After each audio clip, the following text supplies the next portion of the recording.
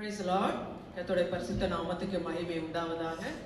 இந்த தமிழ் ஆராதனைக்கு கடந்து வந்திருக்கிற ஒவ்வொருவரையும் கர்த்தராகிய இயேசு கிறிஸ்துவின் நாமத்தினாலே வாழ்த்தி வரவேற்கிறோம். சங்கீதம் 135 1-2 வசனங்கள் இப்படியாக எழுதப்பட்டிருக்கிறது. அல்லேலூயா, கர்த்தருடைய நாமத்தை துதியுங்கள், கர்த்தரின் ஊழியக்காரரை துதியுங்கள், கர்த்தருடைய வீட்டிலும் நமது தேவனுடைய ஆலய பிரகாரங்களிலும் நிற்கிறவர்களை கர்த்தரை துதியுங்கள். ஆமென். ஹல்லேலூயா. ஸ்தோத்திரிக்கிற ராஜா ஆண்டவரே, உம்மை நன்றியோடு நாங்கள் உம்மை துதிக்கிறோம், உம்மை ஸ்தோத்திரிக்கிறோம் கர்த்தாவே. ஆண்டவரே, நீர் அப்பா, ஆண்டவரே ஓய்வு நாளுக்கும் நீர் ஆண்டவராய் இருக்கிறீர் அப்பா. ஆண்டவரே, இந்த மன மகிழ்ச்சி நாளுக்காக உமக்கு நாங்கள் நன்றி செலுத்துகிறோம் ஐயா.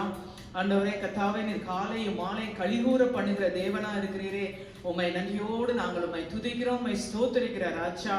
ஆண்டவரே, உம்முடைய வீட்டிலும் ஆண்டவரே கர்த்தருடைய ஆலய பிரகாரங்களிலும் நிற்கிறவர்களே நீங்கள் கர்த்தரை துதியுங்கள் என்று சொல்லி நாங்கள் வாசித்தோமே. ஆண்டவரே, உம்முடைய ஆலயத்தில் நிற்கிற நாங்கள் ஆண்டவரே அப்பா, நாங்கள் உம்மை துதித்து உம்மை ஸ்தோத்திரித்து உம்மை மகிமைப்படுத்த கர்த்தரை எங்கள் கிருபை கொடுங்க அப்பா. ஆண்டவரே, கர்த்தரை துதிப்பதும் உன்னதமானவரை கீர்த்தனம் பண்ணுகிறதும் நல்லது, துதித்தலே இன்பமும் ஏற்றதுமானது என்று சொல்லி நாங்கள் வாசிக்கிறோம் அப்பா. ஆண்டவரே கர்த்தாவே, இதோ மரித்தவர்கள் மௌனத்தில் இறங்குகிற அனைவரும் கர்த்தரை துதியார்கள், நாமோ இது முதல் என்றென்றைக்கும் கர்த்தரை ஸ்தோத்தரிப்போம் என்று சொல்லி நாங்கள் வாசிக்கிறோமே. ஆண்டவரே, நீர் எங்களுக்கு அப்பா ஜீவனை கொடுத்த அப்பா, உம்மை துதிக்கும்படிக்கு ஆண்டவரே அப்பா நீர் எங்களுக்கு ஆண்டவரே ஜீவனை கொடுத்திருக்கிறீங்க, அதுக்காக நன்றி செலுத்துகிறோம் அப்பா. உயிரோடு இருக்கிற வரைக்கும் நாங்கள் கர்த்தரை துதித்து உள்ளளவு நாங்கள் கீர்த்தனம் பண்ண வேண்டுமே ராஜா. ஆண்டவரே, நாங்கள் ஆவியோடு உண்மையோடு நாங்கள் உம்மை தொழுது கொள்ள கர்த்தரை எங்களுக்கு கிருபை செய்யுங்க அப்பா. நாங்கள் ஆவியோடு பாட கருத்தோடு பாட கர்த்தரை எங்களுக்கு உதவி செய்யுங்க அப்பா. நான் பாடும்போது என் உதடுகளும் கர்த்தாவே நீர் மீட்டுக் கொண்ட என் ஆத்துமாவும் கம்பீரித்து மகிழும் என்று சொல்லி நாங்கள் வாசிக்கிறோமே. அப்படியாக ஆண்டவரே, நாங்கள் பாடும்போது அப்பா எங்கள் உதடுகளும் நீர் மீட்டுக் கொண்ட எங்கள் ஆத்துமாக்களும் அப்பா கம்பீரித்து மகிழும்படியாக நாங்கள் செபிக்கிறோம் அப்பா. ஆண்டவரே ஸ்தோத்திரம், நன்றி ராஜா. துவக்கம் முதல் முடி வரைக்கும் பிரசன்னம் இருக்கும்படியா நாங்கள் செபிக்கிறோம். ஜலத்தின் மேல் அசைவாடின ஆவியானவர் அப்பா இந்த இடத்துல நீர் அசைவாடும்படியா நாங்கள் செபிக்கிறோம் அப்பா. ஆண்டவரே ஸ்தோத்திரம், நன்றி ராஜா. நீர் ஆளுகை செய்வீராக. ஆவியானவர் எங்க உண்டு அங்க விடுதலை உண்டல்லவா. நாங்கள் விடுதலையோடு கர்த்தரை ஆராதிக்க கர்த்தர் எங்களுக்கு உதவி செய்யும்படியா செபிக்கிறோம். ஆண்டவரே ஸ்தோத்திரம், நன்றி ராஜா. அப்பா, உம்மை நன்றியோடு நாங்கள் உம்மை துதிக்க நீரே மகிமைப்படுவீராக. உம்முடைய மகிமை பிரசன்னத்தினால் இந்த இடத்தை நிரப்புங்க அப்பா. ஆண்டவரே கர்த்தாவே, முந்தின ஆலயத்தின் மகிமையை பார்க்கலும் பிந்தின ஆலயத்தின் மகிமை பெரிதா இருக்கும் என்று சொல்லி நாங்கள் வாசிக்கிறோமே. நான் இவ்விடத்துல சமாதானத்தை கட்டளையிடுவேன்னு சொல்லிருக்கீங்களே. ஆண்டவரே, உம்முடைய மகிமை இந்த இடத்துல பெரிதா இருக்கும்படியா நாங்கள் செபிக்கிறோம். ஆண்டவரே ஸ்தோத்திரம், நன்றி. உம்முடைய வார்த்தைகளை கொண்டு கர்த்தர் எங்களோட பேசுங்க அப்பா. ஆண்டவரே கர்த்தாவே, நீதியின் மேல பசிதாக உள்ளவர்கள் பாக்கியவான்கள், அவர்கள் திருப்தி அடைவார்கள் சொல்லிருக்கீங்க அப்பா. பசியுள்ள ஆத்துமாக்களை நான் நன்மையினால நிரப்புவேன்னு சொல்லிருக்கீங்களே. மனுஷன் அப்பத்தினால மாத்திரமல்ல, தேவனுடைய வாயிலிருந்து புறப்படுகிற ஒவ்வொரு வார்த்தையினாலும் பிழைப்பான்னு சொல்லி வாசிக்கிறேன் அப்பா. உம்முடைய வார்த்தையாக மன்னாவினால கர்த்தர் எங்களை அப்பா திருப்தி செய்வீராக. ஆண்டவரே ஸ்தோத்திரம், நன்றி ராஜா. சண்டே ஸ்கூல் ஊழியர்களை கர்த்தர் ஆசீர்வதிக்கும்படியா நாங்கள் ஜெபிக்கிறோம் அப்பா. வருகிற ஒவ்வொருவரையும் அப்பா நீர் ஆண்டை துரிதமாய் அழைத்து வருவீராக. ஆண்டை புதிய ஆத்துமாக்களை கர்த்தர் கொண்டு வருவீராக அப்பா. ஸ்தோத்திர, தடைகள் யாகவும் விலகட்டும் நசரேயனாக இயேசுவின் அதிகாரமுள்ள நாமத்தினாலே என்று சொல்லி நாங்கள் ஜெபிக்கிறோம் அப்பா. எங்களை தாழ்த்தி உம்முடைய கரத்துல நாங்கள் ஒப்பு கொடுக்கிறோம் அப்பா. நீர் பெருகவும் நாங்கள் சிறுக வேண்டும் ராஜா. மீட்பரும் ரட்சகருமாகிய இயேசுவின் மூலம் ஜெபிக்கிறோம் நல்ல பிதாவே. Amen. Amen. Good evening everyone. We're going to sing a few songs. I want to say a few words of encouragement before we sing. As we are going to spend next few minutes singing songs, we're going to ask God to be present between us. The Bible says, you enter the gates with thanksgiving and His courts with praise. Right? So there's no other way to enter God's presence than praising Him and thanking Him. Many of us have entered a friend's place, you put a gate code and go in, right? The gate code for entering into God's presence this evening is praising and worshiping Him. So the next few minutes, let's worship Him, ask God to be rich in our presence. We'll sing the first song. First song is going to be a Tamil song called Potri Potri. 3, 2, 1.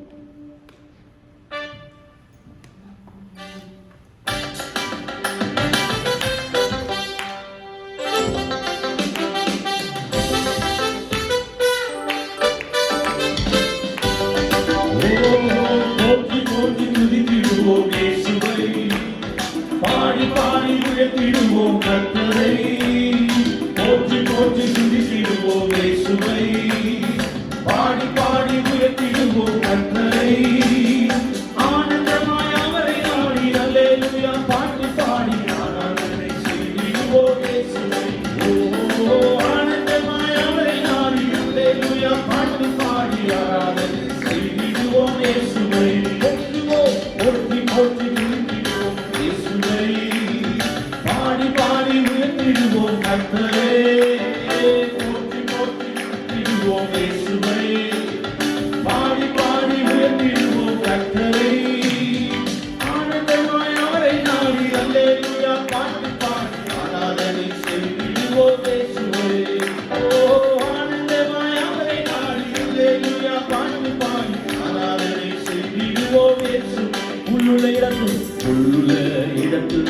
தந்தார்.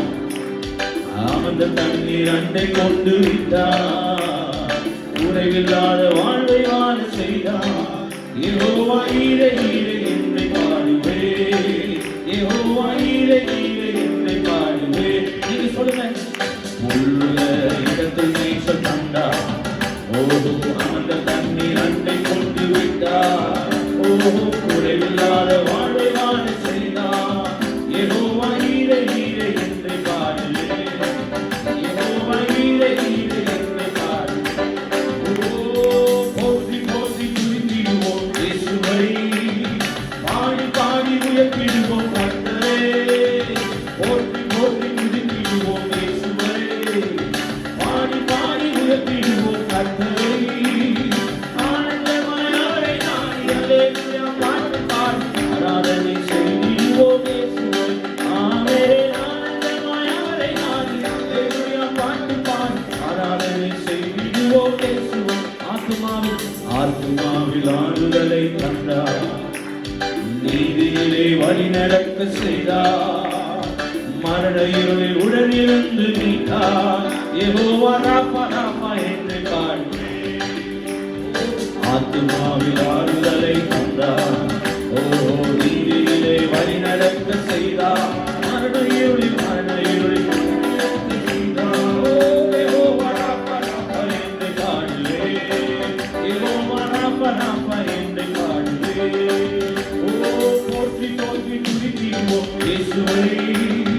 பாடி பாடி உயர்த்திடுவோம் கர்த்தரே.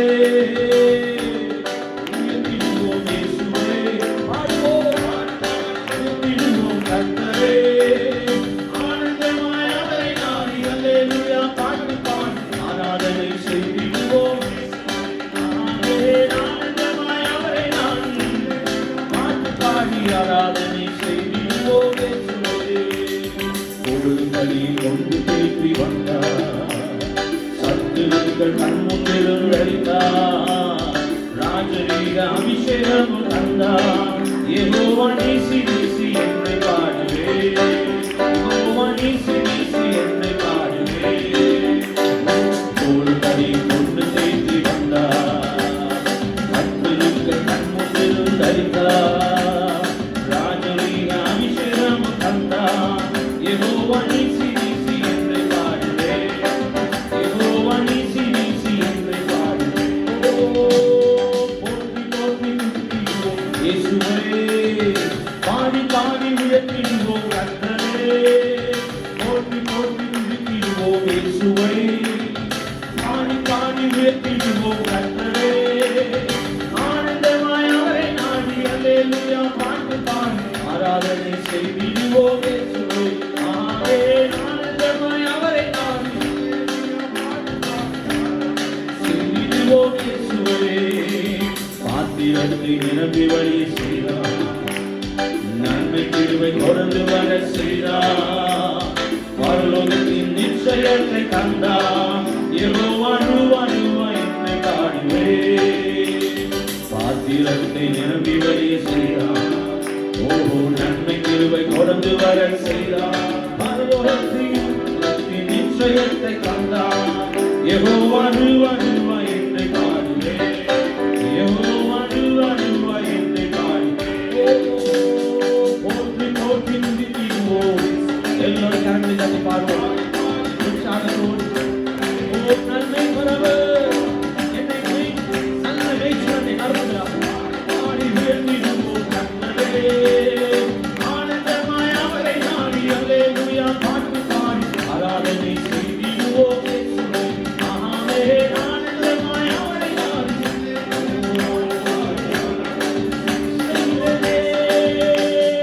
ஆனந்தமாய் அவரை நாடி அல்லேலூயா பாடி பாடி ஆராதனை செய்திடுவோம் இயேசுவே. ஆமென். ஆனந்தமாய் அவரை நாடி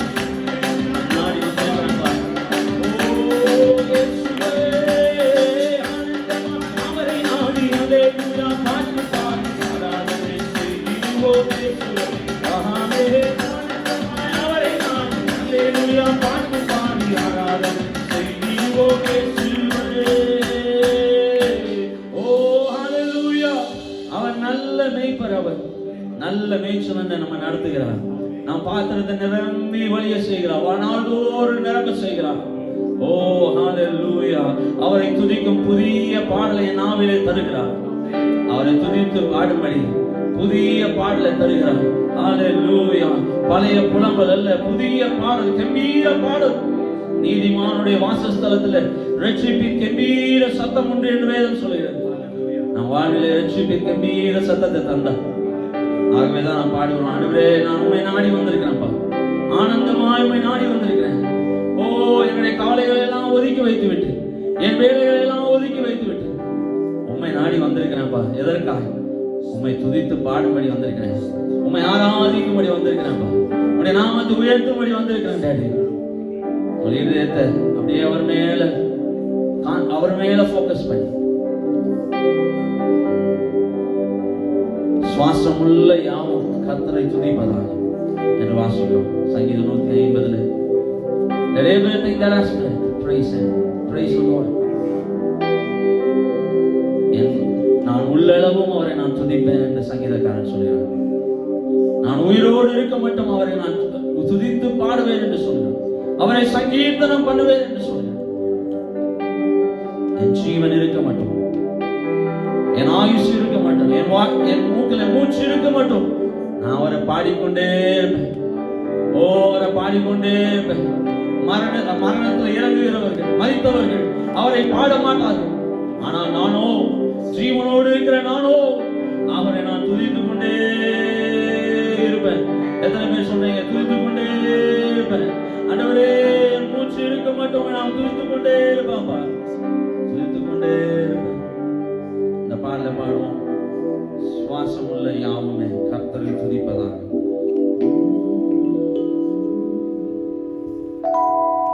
ஓ குறைவுள்ள நேரத்தில் துதியான் நிறைவேனா,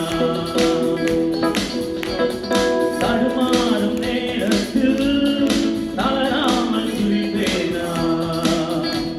வெள்ளம் போல் சத்து என்னை சூழ்ந்தாலும் துதியேற்றும் மாளிகள் அமிழ்ந்து போவானே. ஓ உயர்ந்தவரை முழங்கிடுவேனே என் ஆத்துமாவே, கர்த்தரே ஸ்தோத்திரரே. என் ஆத்துமாவே கர்த்தரே ஸ்தோத்திரரே. பலவீன நேரத்தில் சோர்ந்து போனாலும்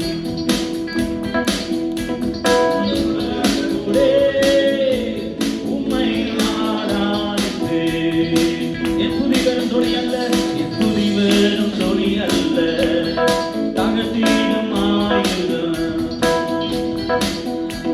என் துதி சத்தத்தாலே ஓ எரிகோக்கள் வீழ்ந்திடும். எத்தனை விசுவாசிங்க பாடுவோம். ஓ உயிருள்ளவரை முழங்கிடுவேன் என் ஆத்துமாவே, கர்த்தரே ஸ்தோத்திரரே. ஓ என் ஆத்துமாவே கர்த்தரே ஸ்தோத்திரரே. ஓ என் நேசர் உயிரோடு இருக்கின்றாரே, எப்படி பாடாமல் நான் இருப்பேன். என் நேசர் உயிரோடு இருக்கின்றாரே, எப்படி பாடாமல் நான் இருப்பேன். என் நேசர் உயிரோடு இருக்கின்றாரே, எப்படி பாடாமல் நான் இருப்பேன்.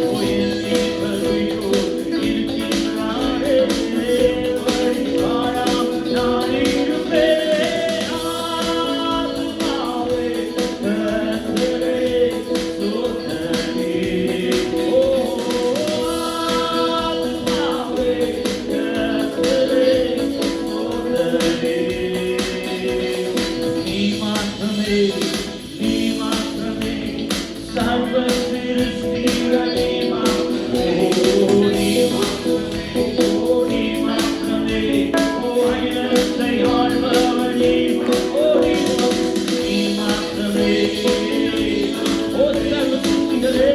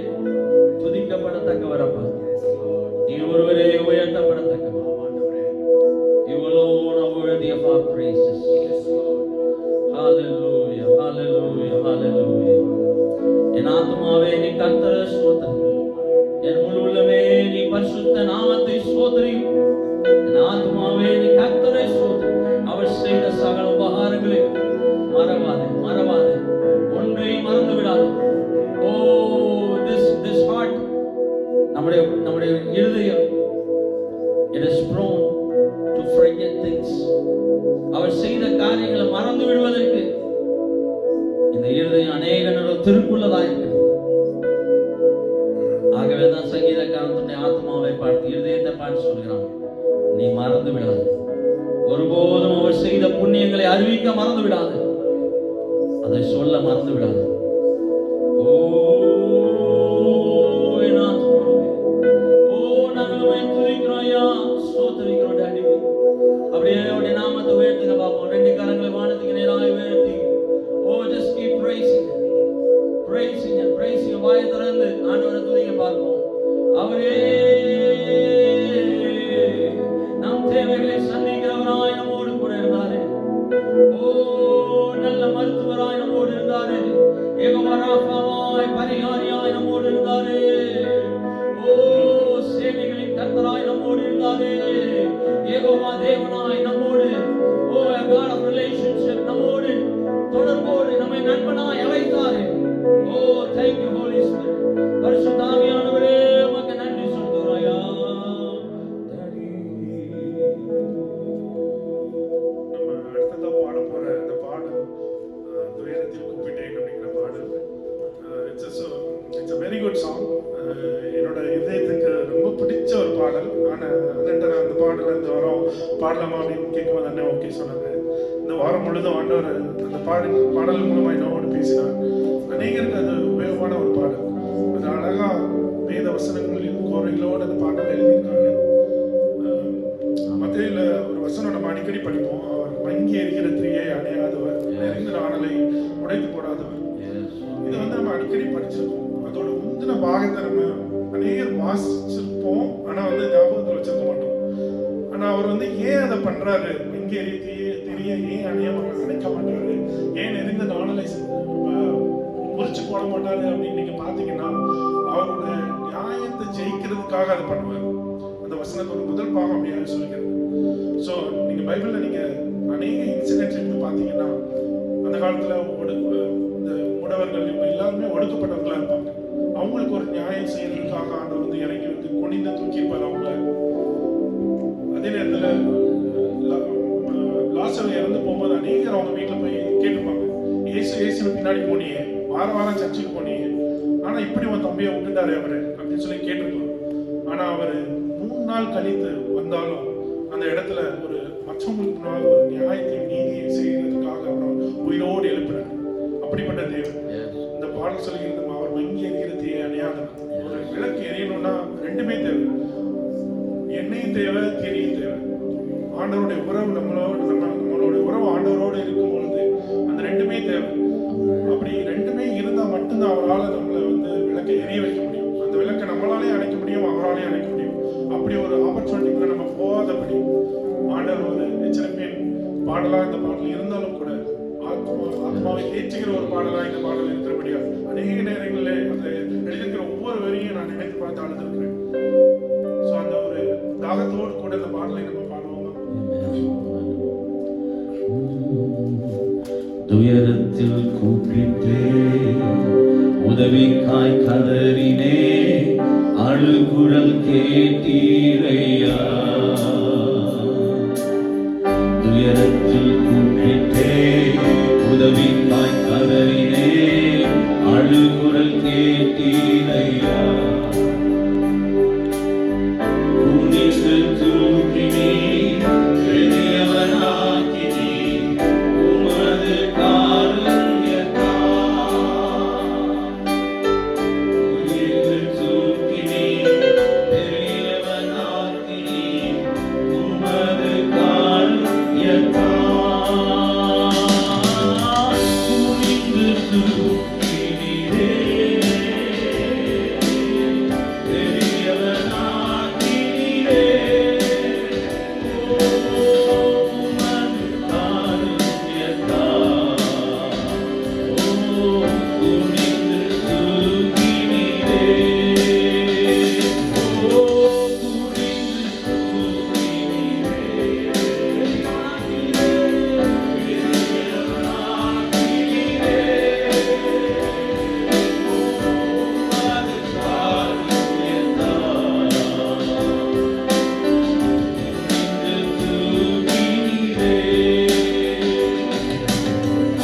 எனது விளக்கு எரிய செய்தி இரவை பகலாக்கினீ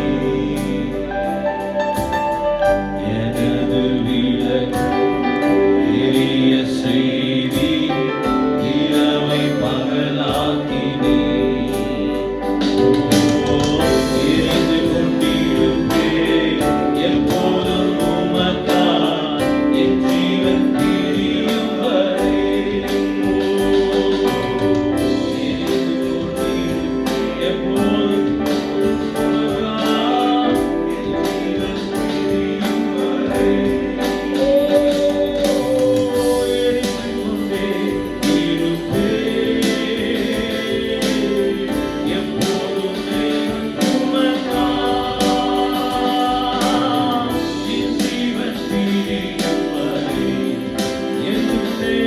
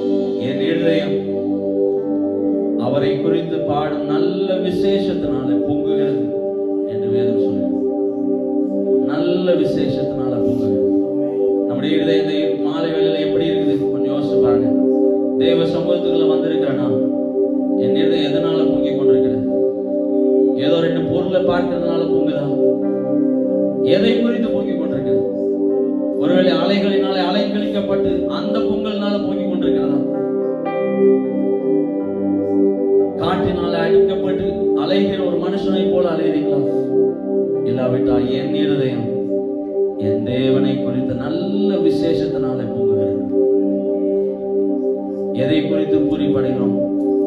என் தேவனை நான் சந்திக்க வந்திருக்கிறேன், அவருடைய பிரசன்னத்துக்குள்ள நான் வந்திருக்கேன், அந்த பூரிப்போடு நம்ம இருக்கிறோமா? அந்த ஒரு உணர்வோடு,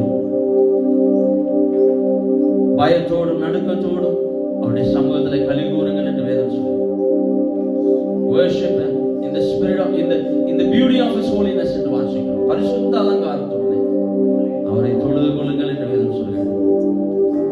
நம்முடைய இதயம் அவர் மேல வைக்கப்படட்டும்.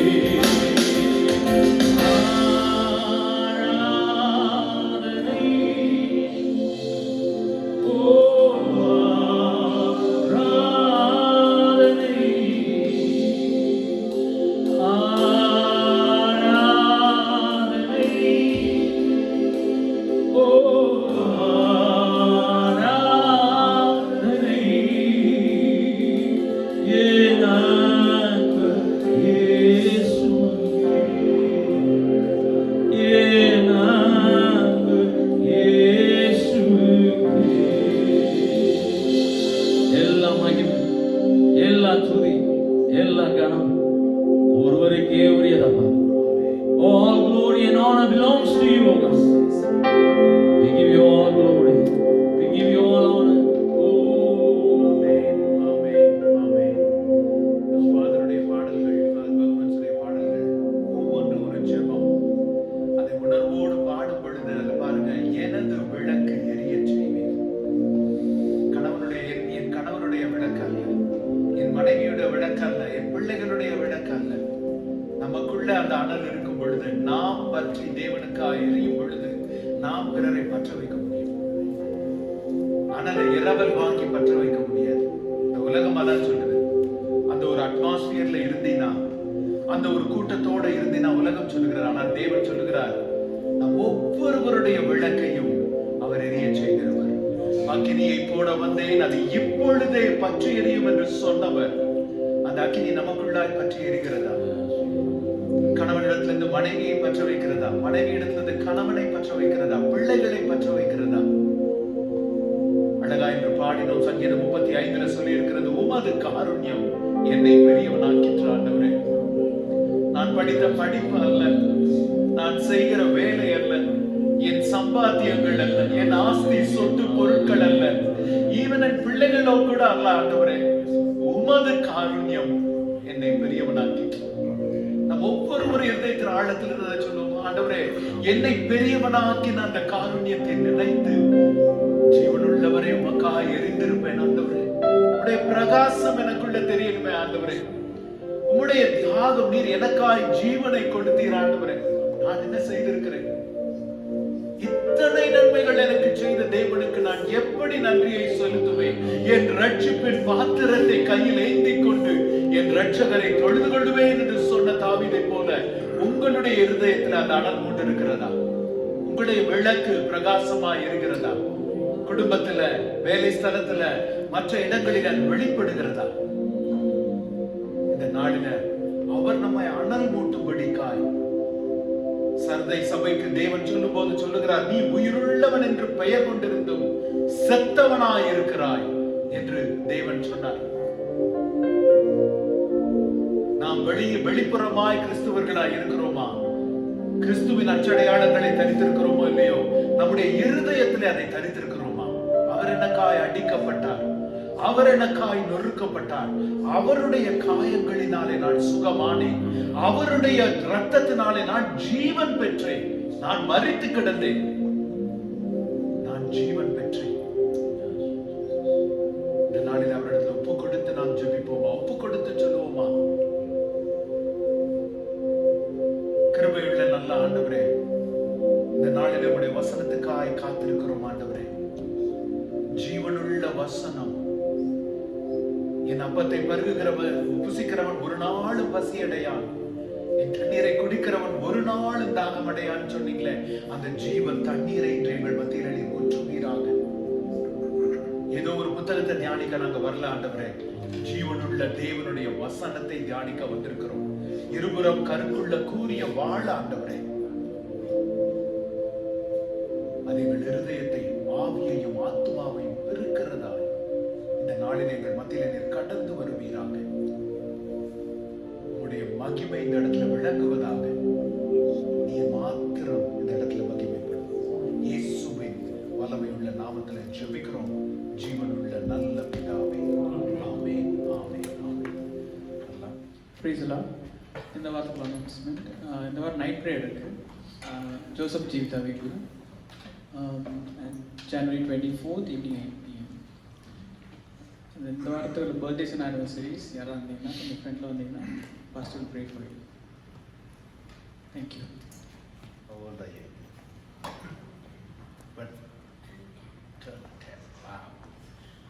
Very clear. Praise the Lord. கெவின்காய் நாம் கர்த்தரை ஸ்தோத்திரிக்கலாம். There are several families who are sick. அதனால தான் நிறைய பேர் இன்னைக்கு வர முடியல. Either flu or something or other. They are really several families are sick. அதனால இன்று கெவின்காய் நாம் எல்லாரும் ஒரு குடும்பமாய் சேர்ந்து நாம் இப்பொழுது ஜெபிக்கலாம். ஒரு milestone year. He is turning 10. கர்த்தர் மகனோடு இருந்து நடத்தும்படிக்காய் ஜெபிக்கலாம். கிருபையுள்ள நல்ல ஆண்டவரே, இந்த நாளுக்காய் உமக்கு ஸ்தோத்திரம், நன்றி, ஆராதனை அப்பா. அப்பா உம்முடைய ஜெபத்தை வாஞ்சித்து மகன் தன்னுடைய பெற்றோரிடத்துல பேசினதை நீர் அறிந்திருக்கிறீர். இன்றைக்கு நான் ஆலயத்திற்கு செல்ல வேண்டும், என்னை முன்னால் அழைத்து ஜெபிப்பார்கள், என்னுடைய பிறந்த நாள் ஜெபிப்பார்கள் என்று சொல்லி வந்திருக்கிறதை கர்த்தர் அறிந்திருக்கிறேன். Thank you Lord. சிறு பிள்ளைகளை என்னிடத்துல வரவிடுங்கள் என்று சொன்னீங்களா ஆண்டவரே. Let the children come to me, and this evening, O Lord, we bring Kevin unto you. We bring your child unto you, Lord. உம்மிடத்துல நாங்கள் கொண்டு வருகிறோம் ஆண்டவரே. மகனை உம்முடைய ஆவியின் பலத்தினாலே நீர் நிறைக்கும்படிக்காய் நடத்தும்படிக்காய் உம்முடைய கரத்துல ஒப்பு கொடுக்கிறோம் ஆண்டவரே. இந்த புதியதாய் நீர் தந்திருக்கிற ஒரு வருஷத்துல ஆண்டவரே, அப்பா மகன் ஆவிக்குரிய வளர்த்தியிலும் உலகத்தின் வளர்த்தியிலும் வளர்ந்து பெருகும்படிக்காய் ஆசீர்வதித்து ஜெபிக்கிறோம் ஆண்டவரே. அப்பா உம்முடைய உசிதமான கோதுமையினாலும் கண்மலை தேனினாலும் எங்களை போஷிக்கிற தேவன் நீர் மகனுடைய வாழ்க்கையில கெவினுடைய வாழ்க்கையில இந்த வருடத்துல அதை நீர் வெளிப்படுத்தும்படிக்காய் ஜெபிக்கிறோம் ஆண்டவரே. மகனுடைய இருதயத்துல ரட்சிப்பின் விதைகளை தூவி இருக்கிறதை அறிந்திருக்கிறோம் தகப்பனே. அது அனல் கொண்டு எரியும்படிக்காய் ஏற்ற காலத்துல அதை இந்த உலகத்திற்கு அறிவிக்கும் விதமாய் ஒரு ஞானஸ்தானத்திற்குள்ள மகன் கடந்து வரும்படிக்காய் உம்முடைய கரத்துல ஒப்பு கொடுத்து ஜெபிக்கிறோம் ஆண்டவரே. இன்னும் தேவனை குறித்ததான வாஞ்சை சாமுவேலை சிறு பிள்ளையாய் இருந்த பொழுது நீர் அழைத்தீர் ஆண்டவரே. அப்பா Daniel and Ezekiel were teenagers, oh master. Daniel was a teenager, Ezekiel was in his 20s, oh Lord. அப்பா தகப்பனே, in couple of years he's going to enter into the teen years, oh master. தகப்பனை நீர் இந்த இருதயத்துல உம்மை குறித்தான அனலை நீர் போடுவீராக. நல்ல சரீர சுக ஆவிக்குரிய பலத்தினால நீர் நிறைப்பீராக. வேலி அடைத்து காத்து கொள்ளும்படிக்காய் ஜெபிக்கிறோம் அப்ப அந்த வேளையில ஈவன் ஜான் நான்சிக்காய் கூட ஜெபிக்கிறோம் ஆண்டவரே. மகனை வளர்த்து கொண்டு வருவதற்குரிய ஞானத்தையும் புத்தியையும் நீர் பிள்ளைகளுக்கு அருளும்படிக்காய் தேவ சந்ததியாய் கெவினை வளர்த்து அவங்க எழுப்பும்படிக்காய் உடைய கரத்துல ஒப்பு கொடுக்கிறோம். அப்பா சுகவீனமாய் பலவீனமாய் இருக்கிற அப்பா நான்சி, கெனி அண்ட் ஜான் அவங்க எல்லாருக்காகவும் ஜெபிக்கிறோம். அது சீக்கிரத்துல அவர்கள் சுகம் பெற்று பலன் பெற்று மீண்டுமாய் ஆராதனையில கலந்து கொள்ளும்படிக்காய் ஜெபிக்கிறோம். இந்த நாளில பிதா குமாரன் பரிசுத்த ஆவியின் நாமத்தினால கெவினை நாங்கள் ஆசீர்வதித்து வாழ்த்தி ஜெபிக்கிறோம் ஆண்டவரே. நீர் காத்துக்கொள்ளும் வழி நடத்தும் இந்த புதிய வருஷத்தை நன்மையினாலும் கிருபையினாலும் முடிசூட்டும். உம்முடைய நாமம் மகிமைப்படட்டும். இயேசுவின் மூலம் ஜெபிக்கிறோம் ஜீவனுள்ள நல்ல பிதாவே. Amen, amen, amen. Happy birthday. கர்த்தருடைய நாமத்தினாலும் ஆஸ்டன் தமிழ் சபையின் சார்பாகவும் மீண்டும் உங்களை அன்போடு வரவேற்கிறேன். சென்ற வாரம் நாம் the significance of the insignificant என்கிற தலைப்பிலே பார்த்தோம். கர்த்தருடைய நாமத்தினாலே ஸ்தோத்திரம். அது பலருடைய இருதயத்தை தொட்டிருக்கிறதற்காக நான் கர்த்தரை ஸ்தோத்திரிக்கிறேன். And those who missed the service last week, if you can watch it on YouTube when it is uploaded. சரியா? குறிப்பா இந்த வாரம் நாம் செய்திக்கு போறதுக்கு முன்னாடி நான் சொன்னது போல பல குடும்பங்கள் they are not feeling well, they are sick. So எல்லாருக்காகவும் எல்லாரையும் குறிப்பா next few days are going to be very difficult weather, very cold. அதனால எல்லாரும் அவங்க எல்லாரையும் ஜெபத்துல வைத்துக் கொள்ளுங்கள். Flu season அது இதெல்லாம் சொல்றாங்க. Plus there are stomach flu and so many other things. Several families are sick. அதை நீங்க அவங்க எல்லாரையும் ஜெபத்துல வைத்துக் கொள்ளுங்க. அதே போல நாளைக்கு the presidential inauguration. So நீங்க whether you are aligned with the political policies or not, it doesn't matter which party or not, keep it in prayer. See, நம்மால காரியங்களை மாற்ற முடியாம இருக்கலாம், ஆனா நம்மால் ஜெபிக்க முடியும். காரியங்களை வாய்க்க பண்ணுகிறவர் கர்த்தர், மாறுதலாய் முடிய பண்ணுகிறவர் கர்த்தர். அதனால நம்ம ஜெபிக்கிறது நம்ம மேல் விழுந்த கடமையா இருக்கிறது. பவுல் அப்போஸ்தலர் சொன்னது போல சுவிசேஷம் அறிவிக்காவிட்டால் எனக்கு ஐயோ. இட்ஸ் நாட் எனக்கு கன்வீனியன்ட்டா இருக்கிறப்போ எனக்கு அப்படி இல்லை, சொல்லலைன்னா எனக்கு பாவம். அதே மாதிரி ஜெபிக்கலைன்னா அது நமக்கு ஒரு பாவம். அதனால நம்ம ஒரு கடமையோடு உணர்ந்து ஏதோ அவரை அவிதமாய் நாம் ஜெபிக்க கூடாது. ஒரு உணர்வோடு உணர்வுள்ள இருதயத்தோடு நாம் ஜெபிக்க கடமைப்பட்டு இருக்கிறோம். அதனால சுகவீனமா இருக்கிற குடும்பங்களை உங்களுடைய ஜெபத்துல வைங்க. பிரசிடென்ஷியல் இனாகுரேஷன் உங்களுடைய ஜெபத்துல வைங்க. கர்த்தர் காத்துக்கொண்டு வழி நடத்தட்டும். நான் சொன்னது போல ஆவியானவர் இருதயத்துல வைத்த அந்த செய்தி, அந்த சிக்னிபிகன்ஸ் ஆஃப் தி இன்சிக்னிபிகன்ட். அதாவது ஒரு சாதாரணமான எல்லாரால அசட்டை செய்யப்படுகிற ஒரு அப்போஸ்தலனுடைய வாழ்க்கை, அந்த அந்திரேயாவை குறித்து பார்த்தோம்.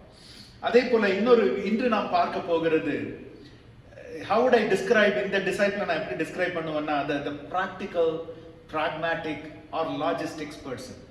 எல்லா இடத்துலயும் அப்படி ஒருத்தர் இருப்பாங்க தெரியுமா? ஏன்னா அது இருக்கிறதுனால தான் நடக்குது காரியங்கள்லாம். கரெக்டா எல்லாத்தையும் திட்டமிட்டு செயல்படுத்துகிறது. Everything need to be in order. ஒவ்வொரு காரியமும் நடத்து இந்த கால்குலேட்டிவா இருப்பாங்க. ரொம்ப வெரி மைண்ட்ஃபுல், வெரி அக்கௌண்டபிள். அபதமாய் நாம் பலரை ஒவ்வொரு சபையிலும் தேவை, அவர்கள் மிக மிக அதிகம் தேவை. ஒரு சபைக்கும் சரி, ஒரு கூட்டத்திற்கும் சரி, எல்லா இடத்துலயும் எல்லாமே ஹாப்பஸாடா ஒரு அன்ஆர்கனைஸ்டா இருந்தா எப்படி இருக்கும்? It wouldn't be really helping or blessing anyone. So we are going to see one such person, the Apostle Philip. அப்போஸ்தலர்களை குறித்து பிரசங்கம் அப்படினாலே முதல்ல பேதுருவை குறித்து இருக்கும், யோவானை குறித்து இருக்கும், எல்லாம் பெரிய பெரிய ஃபேமஸ் நேம்ஸ். நிறைய பேருக்கு அந்திரேயான ஒரு சீசன் இருந்ததே தெரியாது. நிறைய பேருக்கு பிலிப்பு, நத்தானியல் ஒரு சீசன் கிடையாது, பர்தலோமியோ, ஓகே, இவங்கெல்லாம் வந்து insignificant ordinary people is what we think. ஏன்னா அவங்க பேதுருவை போல தண்ணீர் நடக்கல, அவர்களை குறித்து அதிகம் வேதத்தில் எழுதப்படல. ஆனா தேவன் ஒவ்வொருவரையும் தெரிந்து கொண்டதற்கு ஒரு நோக்கம் உண்டு. வேதத்துல 4 பிலிப்புகளை பார்க்கிறோம். யாராவது சொல்ல முடியுமா யார் அந்த 4 பிலிப்புகள்? பிலிப்புன்னு பேர் கொண்டவங்களே 4 பேர் இருக்கிறாங்க வேதத்துல, பைபிள்ல. யார் சொல்ல முடியுமா? சரி, 2 பேரை கூட விட்டுறலாம். 2 பேர் வந்து எப்படின்னா, they are the sons of King Herod. ஏரோதுவின் பிள்ளைகள் 2 பேர் இருக்கிறாங்க. அவங்க 2 பேரை விட்டுருவோம். அவங்க பேரே பிலிப்புன்றது. மீதி 2 பிலிப்பு இருக்காங்க. அது யாருன்னு சொல்ல முடியுமா? தேவனுக்கு பயந்த பிள்ளைங்க 2 பேர் இருக்காங்க வேதத்துல. ஒண்ணு இப்ப நானே சொல்லிட்டேன், apostle Philip. Who's the other one? Ethiopian யூனக்குக்கு ஒருவர் செய்தி சொல்லுகிறார் தெரியுமா? எத்தியோப்பியன் யூனக்குக்கு அவர் the evangelist Philip and the apostle Philip. அவங்க 2 பேரும் ஒரே ஆள் கிடையாது. இவங்க 2 பேர் 2 பேர் ஆட்கள். The evangelist Philip who shared gospel with the Ethiopian eunuch. அவரோட சுவிசேஷம் சொல்லி அவருக்கு ஞானஸ்நானம் கொடுத்த இவாஞ்சலிஸ்ட் பிலிப் ஒருத்தர் இருக்கிறாரு. அவரை குறித்து நீங்க அப்போஸ்தலர் 8வது அதிகாரத்துல நீங்க வாசிக்கலாம். Philip the deacon, Philip the apostle, அப்போஸ்தலர் 6வது 5. So அப்போஸ்தலர் பிலிப்பை குறித்து நீங்க யோவான் 1:44 வாசிக்கலாம். யோவான் 1:44 அப்போஸ்தலர் பிலிப்பை குறித்து நீங்க வாசிக்கலாம். ஆனால் ஆக்ட்ஸ் ஆஃப் தி அப்போஸ்தலர்ஸ்ல நீங்க அந்த டீக்கன் அண்ட் இவாஞ்சலிஸ்ட், அந்த 6வது அதிகாரத்துல அந்த டீக்கன் செலக்ட் பண்ணுவாங்க, ஒரு ஹோல் லிஸ்ட் ஆஃப் டீக்கன்ஸ். அதுல ஒருவரா இருந்தார் பிலிப். அந்த பிலிப் தான் he became an evangelist. அவர் போய் எத்தியோப்பியன் யூனோக்கோட அவர் சுவிசேஷத்தை பகிர்ந்து கொண்டார். இப்போ பிலிப்பை யோசிச்சு பாத்தீங்கன்னா, is there any characteristics that any of you remember of Philip? ஏதாவது ஒரு காரியம் பிலிப்பை பத்தி யாருக்காவது ஞாபகம் இருக்கா வேதத்துல இருந்து? ஏன்னா நான் அதனால தான் இவர்களை தெரிந்து கொண்டேன். ஏன்னா நாம பல நேரங்கள்ல நினைக்கிறோம் ஃப்ரண்ட் லைன்ல இருக்கிறவங்க அவங்க பாத்துக்குவாங்க, அவங்கதான் ஆவிக்குரிய காரியங்கள்ல அவங்கதான் இன்சார்ஜ், அது அவங்க வேலை, ஏன் வேலை இல்லைன்னு நினைக்கிறோம். ஜோல் ஆராதிக்கிறாரா, அது அவருடைய வேலை, எல்லாரையும் அபிஷேகத்தோட நடத்துறது அவரு வேலை, ஏன் வேலை, நான் பாத்துக்கிட்டு இருப்பேன், நான் மார்க் போடுவேன். இன்னைக்கு ஓகே வர்ஷிப், நாளைக்கு ரொம்ப நல்லா, அன்னைக்கு ரொம்ப நல்லா இருந்தது. அதே மாதிரி அவ்விதமான ஒரு எண்ணத்தோட வரும். ஆனா that is the reason I am picking. தேவன் தெரிந்து கொண்ட மனுஷர்கள் அவர் வேணும்னா 12 பேதுருக்களை செலக்ட் பண்ணிருக்க முடியும் இல்லையா? 12 யோவான்களை செலக்ட் பண்ணிருக்க முடியும். அப்படி இல்லை, ஒவ்வொருவரையும் ஒரு தனித்தனி குணாதிசயத்தோடு அவர் தெரிந்து கொண்டார். நான் போன வாரம் பேசும்போது சொன்னேன், ஏன் பேதுருவை ஆண்டவர் நேரா கூப்பிட்டு முடியாதா? அந்திரேயாவை அழைத்து அந்திரேயா போய் பேதுருவை கொண்டு வருகிறார். ஏன் ஆண்டவர் நேரா பேதுரு? ஏன்னா he is going to be the rock, he is going to be the person with whom I'm going to do mighty works. அதனால நான் நேரடியா அப்படி கூப்பிடல. ஒரு பேதுருவை இயேசுவிடத்துல கொண்டு வருகிறதற்கு அந்திரேயா தேவைப்பட்டான். அது மாதிரிதான் நீங்களும் நானும். நம்ம வேலை அதான். நம்ம வேலை ஃபேமஸ் ஆகுறதோ, நம்ம வேலை பிரபல்யம் ஆகுறதோ, அல்ல பெரிய பெரிய, நம்முடைய வேலை அந்திரேயா தடாய் இருக்க ஆயத்தமா இருக்கிறது தான். அதே போல இன்றைக்கு பிலிப்பை பத்தி நான் பார்க்கும்போது பாருங்க, பிலிப்பை பத்தி சொல்லும் போது அப்போஸ்தலர் பிலிப், இவாஞ்சலிஸ்ட் பிலிப்னா எத்தியோப்பியன் யூனக் அவர்கள் சுவிசேஷம் சொன்னாரு, அவர் அந்த ரதத்தோடு சேர்ந்து ஓடினாரு, ஆண்டவர் அதிசயமா அவர் அங்க கொண்டு போய் நிறுத்தினாரு, அதெல்லாம் நம்ம சொல்லலாம். ஆனா அப்போஸ்தலர் பிலிப்பை பத்தி பாருங்க, நமக்கு ஒண்ணுமே ஞாபகம் இல்லை. We don't remember anything. Those are the people I'm picking from the scripture to really share. The insignificant ones, the ordinary ones, they were so powerful and mighty and impactful for the kingdom of God. நாம் ஒவ்வொருத்தரும் அப்படிதான் அழைக்கப்பட்டிருக்கிறோம். நாம முன்னாடி நின்று பிரசங்கிச்சாலும் ஆராதிச்சாலும் அங்க உட்கார்ந்து இருந்தாலும் நாம் எல்லாரும் அவருக்கு முன்பாய் ஒன்றுமில்லாதவர்கள் இல்லையா? அப்பிரயோஜனமான ஊழியக்காரர்கள் என்று சொல்லுகிறார்கள். நாம் அவ்விதமா இருக்கணும். பாருங்க, பிலிப்ன்றதே முதலாவது ஒரு கிரேக்க பெயர். It's not a Hebrew name. It's not a Hebrew name. The name Philip itself, because தேவன் அவரை தெரிந்து கொண்டதற்கு அதற்கு ஒரு நோக்கம் உண்டு. பிலிப்ன்றது it is a Greek name and it's not a Hebrew name. அதனால தான் பாருங்க, there was no wonder. அப்போஸ்தலர் நடவடிக்கைகள்ல வாசிக்கிறோம், the Gentiles or the Greek people, when they came to Jerusalem, எருசலேமுக்கு அவங்க அந்த பாஸ்கா பண்டிகையின் போது வந்து அந்த அப்போஸ்தலர் 2வது அதிகாரத்துல வரப்ப அவங்க தேடுறாங்க, நாங்க இயேசுவை பார்க்கணுமே. அப்ப யாரை தேடி போறாங்க? பிலிப்புவை தேடி போறாங்க. அப்பா நாங்க இயேசுவை பார்க்கணும். சோ பல விதங்கள் தேவன் அவரை தெரிந்து கொண்டதற்கும் ஒரு நோக்கம் உண்டு. சில வேத ஆராய்ச்சியாளர்கள் சொல்றாங்க, பிலிப்பும் யோவான் ஸ்நானகனுடைய சீஷனாய் இருந்திருக்க கூடும் என்று சொல்லுகிறாங்க. ஆனா அதுக்கு ஒரு கன்ஃபர்ம்டு ப்ரூஃப் கிடையாது. Andrew was a disciple of John the Baptist. யோவான் ஸ்நானகனுடைய சீஷனாய் இருந்து இயேசுவின் சீஷனாய் வந்தவர். பிலிப்பும் அவ்விதமாய் யோவான் ஸ்நானகனுடைய சீஷனாய் இருந்திருக்க கூடும் என்று சொல்லுகிறாங்க. But that's not confirmed. 3 synoptic காஸ்பல்லையும் மேத்யூ, லூக், மார்க் எல்லாவற்றிலும் இது மூன்றிலும் அவரை ஒரு அப்போஸ்தலராய் எழுதப்பட்டிருக்கிறது. சரியா? அண்ட் முக்கியமான காரியம், this is what I want to importantly say. இயேசுவானவர் பிலிப்புவை கண்டு அழைக்கிறார் இல்லையா? Jesus finds Philip and calls him. In a sense, Philip found Jesus and called him as well. They found each other. அது எப்படி?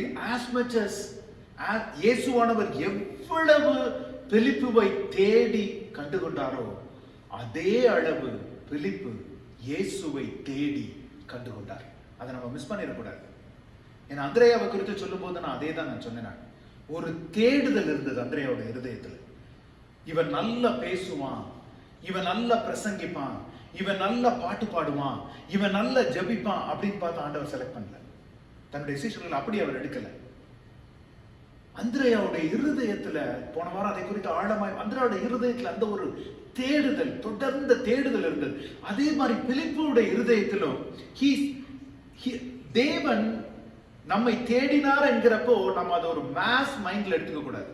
ஓ ஆமா, மனுக்குலம் முழுவதற்கும் தேவன் வந்தார், எல்லா மனுஷருக்கும் வந்தார், நீங்களும் நானும் தனி ஆளா இந்த உலகத்துல இருந்திருந்தாலும் நமக்காய் தேவன் வந்திருப்பார்.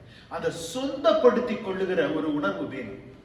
நான் செத்து கிடந்த பொழுது தேவன் பிணமா இருந்த என்ன ஜீவன் கொடுத்து எழுப்பினார். நான் பாவத்துல மரித்து கிடந்த பொழுது ரத்தத்தினால என்னை கழுவி பரிசுத்தனாக்கினார். ரத்த சிவப்பை போல இருந்ததை வெண்பஞ்சை போல மாற்றினார். அப்படி சொந்தப்படுத்திக் கொள்ளணும். இன்னைக்கு நம்ம பாடணும், நான் வசனத்தை வாசிக்கும் போதும் சரி, வசனத்தை வாசிக்கும் போதும் சரி, பாடல்களை பாடும் போதும் சரி, நான் எப்பவுமே அதை சொந்தப்படுத்தி தான் வாசிப்பேன், சொந்தப்படுத்தி தான் பாடுவேன். ஏதோ அடுத்தவங்களுக்கு எழுதின மாதிரி நம்ம அவங்க பேரை போட்டு அவங்க அப்படி நம்ம வாசிச்சோம்னு வச்சுக்கோங்க, நமக்கு அது குத்தாது. நமக்கு அந்த கொஞ்சம் கடினமான வசனங்கள் வரும்போது நமக்கு இருதயத்துல தைக்காது.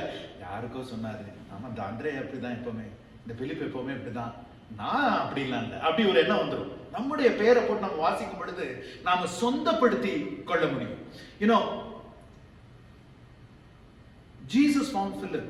யோவான் 1:43 வாசித்தோம் என்றால், இயேசுவானவர் பிலிப்புவை கண்டுகொள்ளுகிறார். மறுநாளிலே இயேசு கலிலேயாவுக்கு போக மனதா இருந்து பிலிப்புவை கண்டு, நீ எனக்கு பின் சென்று வா என்றார். ஒரு நிமிஷம் இதை யோசிச்சு பாருங்க. ஃபார் ஒன்ஸ் நான் சொன்ன மாதிரி பிலிப் இஸ் ஜான் தி பேப்டிஸ்டோட டிசைபிள்ன்றது ஒரு ஸ்பெகுலேஷன் தான். அதுக்கு எந்த it's not very confirmed. So just think about this at a moment. ஒரு யோவான் ஸ்நானகத்திலிருந்து சாட்சி பெற்ற ஆள் பிலிப் இல்லை. ஒரு மெசியா வரப்போகிறார், அவரை நீ தேடிட்டு இருக்கணும், ஒரு அந்த மாதிரி ஒரு சாட்சி பெற்ற ஆள் இல்லை. அல்லது பிலிப்புவுக்கு ஒரு அந்திரேயா மாதிரி, ஒரு ஆண்ட்ரூ மாதிரி ஒரு சகோதரர் இல்லை. ஒரு சகோதரர், நான் தேடின இயேசுவை நான் கண்டுகொண்டேன், இதோ நீ வந்து பார் அப்படின்னு சொல்றதுக்கு பிலிப்புவுக்கு ஒரு சகோதரர் யாருமே கிடையாது. ஆனா பிலிப்புடைய இருதயத்துல வரப்போகிற மெசியாவை குறித்து ஒரு விசுவாசமும் அதை குறித்து ஒரு தேடலும் அவருடைய இருதயத்தில் இருந்தது. மெசியா வரப்போகிற முதல் காரியம் நமக்கு என்ன சொல்லுது தெரியுமா? பிலிப்பு நியாயப்பிரமாணத்தை அறிந்த ஒரு மனுஷனாக இருந்தார். அவருடைய இருதயத்துல அந்த தேடல் இருந்ததுனாலதான், யோசிச்சு பாருங்க, திடீர்னு ஒரு ஸ்ட்ரேஞ்சர் வந்து நின்று ஃபாலோ மீ அப்படின்னு எதிர்த்து கூட போயிட்டார். ஜஸ்ட் இமேஜின், யாராவது ஒருத்தர் நம்மள வந்து அந்த மாதிரி கூப்பிட்டா நம்ம போவோமா வெளியில? There was something different about the caller, about the calling. Philip could sense it in his heart. இயேசுவானவர் கூப்பிட்ட பொழுது அவனுடைய இருதயத்துல, பிலிப்புனுடைய இருதயத்துல ஏதோ ஒரு வித்தியாசம். இதுவரை நான் கேட்ட, இதுவரை என்னை அழைத்த ஜனங்கள் போல இவர் இல்ல, இவரிடத்துல ஒரு வித்தியாசம் இருக்கிறது. பாருங்க, வேதத்துல வாசிக்கிறோம், ஆவி அடையாளம் கண்டுகொள்ளும், இனம் கண்டுகொள்ளும் என்று வாசிக்கிறோம். நம்முடைய ஆவியில அனல் கொண்டு இருக்கும் பொழுது அந்த இடத்துல இருக்க பரிசுத்த ஆவியின் கிரியைகள் மாத்திரம் அல்ல, சத்துருவின் கிரியைகளை தேவன் வெளிப்படுத்துவார். ஏன்னா எந்த ஒரு முகாந்திரமும் இல்லாமல், அந்திரேயாவுக்காவது யோவான் ஸ்நானகர் சொல்லுகிறாரு, இதோ தேவ ஆட்டுக்குட்டி அப்படின்னு ஆண்ட்ரூ வாக்ஸ், அவர் இயேசுவை பின்னாடி நடந்து போறார். பிலிப்புக்கு அப்படி சொல்றதுக்கு யாருமே கிடையாது. அப்ப அவர் தான் மெஸ்ஸியா, அவர் தான் தேவ ஆட்டுக்குட்டி, நீ அவரு பின்னாடி போ, அப்படி சொல்றதுக்கு பிலிப்புக்கு யாருமே கிடையாது.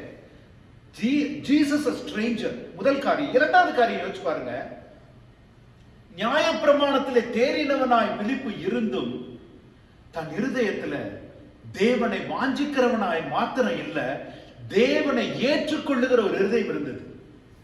ஏன் தெரியுமா சொல்றோம்? யூதர்கள் எதிர்பார்த்திருந்த எந்த முறைமைப்படியும் இயேசுவானவர் வரல இல்லையா? அதனாலதானே இன்னைக்கு வரைக்கும் யூதர்கள் அவர்கள் ஏற்றுக்கொள்ளல.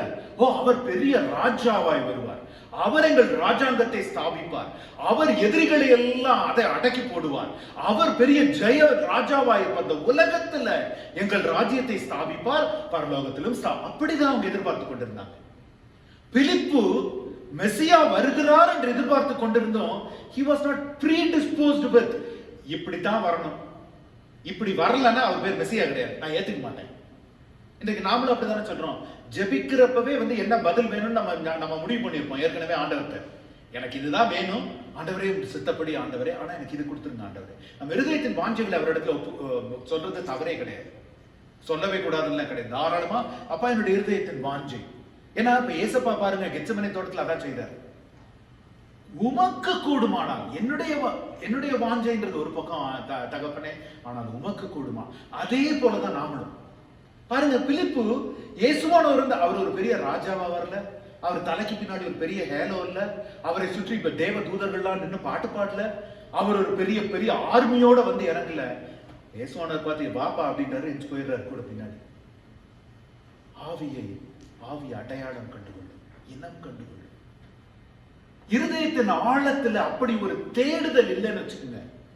நாம கர்த்தருடைய சத்தத்தை, என் ஆடுகள் என் சத்தத்தை கேட்கும் என்று ஏன் தெரியுமா தேவன் சொன்னாரு? ஆடுகள் எவ்வளவு எங்க எப்படி மேய்ந்து கொண்டிருந்தாலும், புல்வெளி எவ்வளவு பசுமையா இருந்தாலும், எவ்வளவு ருசியா இருந்தாலும், அதை என்ஜாய் பண்ணி, நாம் இந்த உலகத்துல சந்தோஷத்தை என்ஜாய் பண்ணி நம்ம செய்யற மாதிரி ஆடுகள் எப்படி, ஆனால் காது மட்டும் எப்பவுமே மேய்ப்பனுடைய சத்தத்திற்காக காத்திருக்கும். பாருங்க, ஏன்னா அந்த ஆடுகளுக்கு தெரியுமா, என்னுடைய பாதுகாப்பு என் மேய்ப்பனிடத்துல மாத்திரம்தான். மனுஷன் வேற யார்கிட்ட இருந்து இல்லை, வேற யார் எப்படி கூப்பிட்டாலும். யூடியூப்ல ஒரு நல்ல வீடியோ இருக்கு, நான் அப்புறமேல் if I can find it நான் அதை ஃபார்வர்ட் பண்றேன் பாருங்க. ஸோ நியூசிலாந்து போயிருந்தப்போ ஒரு குரூப் வந்து ஒரு மேய்ப்பன், அவனுடைய ஆட்டுக்குட்டிகள், அந்த ஆட்டுக்குட்டிகளுக்கு வந்து இந்த இவங்க போற அந்த விசிட்டர்ஸ் வந்து அவங்க சத்தம் போடுவாங்க. அப்படியே அந்த மேய்ப்பனை போலவே இமிட்டேட் பண்ணி சத்தம் போடுவாங்க. ஆடு திரும்பி கூட பார்க்காது. அந்த மேய்ப்பன் போயிட்டு ஒரு சின்ன சத்தம் கொடுத்த உடனே அவ்வளவு ஆடுகளும், I'll find that video and I'll share it with you. அந்த ஒரு தேடு, நம்ம எங்க நம்ம வேலை செய்கிற இடமா எங்க எப்படி இருந்தாலும் நம்முடைய காதுகள், நம்முடைய இருதயம் எப்போதுமே அவரை நோக்கி பார்த்து கொண்டிருக்கணும். பிலிப்போட இருதயத்தில் அப்படி இருந்ததுனாலதான் a complete stranger who is not by any definition looking like Messiah. மெசியா மாதிரியே இல்ல அவரை பார்த்தா. இவரை பார்த்தா ஆளுகை செய்கிறவர் மாதிரியே இல்ல, அடிமை மாதிரி இருக்கிறாரு. இவரை பார்த்தா தேவன் மாதிரி இல்ல, சாதாரண மனுஷன் மாதிரி இருக்கிறாரு. இவருக்கு கூட தேவதூதர்கள். ஆனா வா என்று சொன்ன உடனே பிலிப்பு எழுந்து சென்று விடுகிறார். பாருங்க, அதனாலதான் நான் சொன்னேன், while as much as Jesus found Philip found Jesus. தன்னுடைய இருதயத்துல தேடிக்கொண்டிருந்தவரை கண்ட மாத்திரத்துல பிலிப்புக்கு தெரிந்தது, இவரிடத்துல ஒரு வித்தியாசம் இருக்கிறது, இவர் மெசியா. யாரும் அவருக்கு சொல்லல, சொல்லி கொடுக்கிறது அவருக்கு அந்த இடத்துல ஆள் இல்லை. பட் பாருங்க, Jesus found people who will obey. நான் ஏற்கனவே சொன்னேன், அந்திரேயாவை அழைக்கிறதற்கு முன்பாகவே அந்திரேயாவின் தேடுகிற இருதயத்தை தேவன் அறிந்திருந்தார். பிலிப்புவை அழைக்கிறதற்கு முன்பாகவே நான் அழைத்தால் வரக்கூடிய ஒரு இருதயம் பெற்றவன் இவன் என்பதை தேவன் அறிந்திருந்தார். யோசேப்பு நீதிமான் என்று எண்ணப்பட்டதுனால தேவதூதன் அவனிடத்தில் அனுப்பப்பட்டான். மரியாள், she did not ask what. அதைத்தான் நம்ம கிறிஸ்துமஸ் செய்தியில பார்த்தோம். What the heck is this? Why is this? அப்படி கேட்கல, இது எங்கனா நிகழுமா ஆண்டவரே? I know it's going to happen. You just tell me how it's going to happen. Whatever it may be, I obey. அதனாலதான் மரியாள் இடத்துல அனுப்பப்பட்டாள். எசேக்கியேல் இடத்துல, தானியேல் இடத்துல, ஒவ்வொரு இடத்துல யோசிச்சு பாருங்க, அவர்களுடைய தகுதியினாலே தேவன் அழைக்கல, அவர்களுடைய கீழ்ப்படிதலினால். என் மகள் என் சத்தத்தை கேட்பாள், என் மகன் என் சத்தத்தை கேட்பான், கேட்கிறது மாத்திரமல்ல கீழ்ப்படிவார்கள் என்கிற ஒரு நம்பிக்கை தேவனுக்கு இருந்தது. நாம சொல்றோம், நாம் தேவனை, we believe in God, we believe in God. நாம சொல்றோம், does God believe in you and me? தேவன் உங்களை என்னை நம்பி தன்னுடைய பரலோக ராஜ்யத்தை நம்முடைய பாடினன்னைக்கு ராஜாக்களாக, லேவியர்களாக உங்களையும் என்னையும் நம்பி அழைத்திருக்கிறார். ஹல்லேலூயா! எவ்வளவு பெரிய அழைப்பு, எவ்வளவு பெரிய நம்பிக்கை. Do not ignore. நாம் அவரை நம்ப வேண்டியது உண்மைதான். அதிலும் மேலாக அவர் நம்மை நம்பி இந்த பொறுப்பை படைத்திருக்கிறார். நம்மை நம்பி இந்த பொறுப்பை படைத்திருக்கிறார். பிலிப்பு அப்படிப்பட்ட ஒரு ஆள், தெரிந்து கொள்ளப்பட்ட அப்படிப்பட்ட ஒரு ஆள். ஏன்னா தங்களுடைய வாழ்க்கைக்கும் தாங்கள் சொல்லுகிற அந்த விசுவாச அறிக்கையிடுகிற விசுவாசத்திற்கும் எப்பொழுது ஒரு தொடர்புள்ள ஒரு நெருக்கமான இணக்கம் இருக்கிறதோ அவ்விதமான ஜனங்களை தான் தேவன் அழைக்கிறார். நம்முடைய வாழ்க்கைக்கும் நாம் ப்ரொஃபஸ் பண்ணுகிற விசுவாசத்திற்கும் ஒரு தொடர்பு இருக்கிறதா? ஒரு நெருங்கிய ஐக்கியம் இருக்கிறதா? எந்த இடத்துல கொஞ்சம் கேப் இருக்குன்னா நாம் சிந்திக்க கடமைப்பட்டிருக்கிறோம். Philip is a great example of believing the unseen and believing without any evidence. எபிரேயர் 11:1 வாசிக்கிறோம்ல, விசுவாசம்ன்றது என்னது? நம்பப்படாதவைகளில். இயேசுவை பார்த்தா மெசியா மாதிரி நம்புற மாதிரியா இருக்கு? யூதர்கள் அப்படிலாம் போதிக்கல, நியாயப்பிரமாணம் அப்படிலாம் போதிக்கல. இவர் எப்படி தேவனுடைய குமாரன்னு சொல்ல முடியும்? இவர் எப்படி நான் பிதாவுக்குள்ள இருக்கேன், பிதா எனக்குள்ள? அவங்க they were offended with what Jesus said. நம்பக்கூடாதவைகளில், காணக்கூடாதவைகளில் பிலிப்பு கிட்ட அப்படி ஒரு விசுவாசம் இருந்தது. இது யாரும் சொல்லிக் கொடுத்து படிச்சு அறிந்து தெரிந்து வந்ததில்லை. அவருடைய இருதயத்துல மெசியாவை குறித்ததான ஒரு தேடுதல். பிரியமானவர்களே, இன்றைக்கு நம்முடைய இருதயத்துல தேவனுடைய இரண்டாம் வருகையை குறித்து அப்படி ஒரு தேடுதல் இருக்கா? நடக்கிறப்ப நடக்கட்டும், என் காலத்துல நடந்தா என்ன, என் பிள்ளைய காலத்துல நடந்தா என்ன இருக்க இல்ல. ஒவ்வொரு நாள் காலையில் எந்திரிக்கும் போது, ஆண்டவரே என்று உம்முடைய வருகை இன்னைக்கு இருக்குமான ஆண்டவரே, என் வாழ்க்கை தகுதி உள்ளதா இருக்கா? இன்றைக்கு காலையில கோபப்பட்டு கத்துனேன்னா ஆண்டவரே, இன்றைக்கு மத்தியானம் இதே ஆண்டவரே, நான் உமக்கு பிரியமுள்ளவனா இருப்பேன் அந்த நாள்ல. ஒவ்வொரு நாள் நம்முடைய இருதயத்துல அப்படி தேடுதல் உள்ள இருதயம் உள்ளவர்களை தான் தேவன் வேதத்துல அழைத்திருக்கிறார். இன்றைக்கு நமக்கு அவ்விதமான ஒரு தேடுதல் இருக்குமானா கண்டிப்பா உங்களை என்னை அவர் பெயர் சொல்லி அழைப்பார். நம்மை கொண்டு பெரிய காரியங்களை செய்வார். அல்லேலூயா! அதனால உங்களுடைய திறமையை குறித்தோ என்னுடைய திறமை குறித்தோ அல்ல. அந்திரேயா யாருன்னே நமக்கு தெரியல. பிலிப்புவை குறித்து ஒரு காரியம் கூட நம்மளால ஞாபகப்படுத்த முடியல. ஆனால் போன வாரம் அந்திரேயா இயேசு விண்ணகத்திற்கு எடுத்துக்கொள்ளப்பட்ட பிறகு எப்படி தேசங்களை கலக்கினார் என்பதை குறித்து பார்ப்போம். அந்திரேயாவுக்கே தெரிந்திருக்காது அந்த நாட்கள்ல நான் இதெல்லாம் செய்வேன் என்று சொல்லி. ஆனா தேவன் அறிந்திருந்தார். Even before Andrew knew, God already knew what he could really achieve. Philip found Jesus. யோவான் 1:45 வாசித்தோம் என்றால் வாசிக்கலாமா? யோவான் 1:45. பிலிப்பு நாத்தான்வேலை கண்டு, நியாயப்பிரமாணத்திலே மோசேயும் தீர்க்கதரிசிகளும் எழுதியிருக்கிறவைகளைக் கண்டோம். அவர் யோசேப்பின் குமாரனும் நாசரேத்தூரானுமாகிய இயேசுவே என்றான். Amen. Just before I explain this verse, நாங்கள் கண்டோம் என்று எழுதியிருக்கிறது அல்லவா? That is one of the reasons.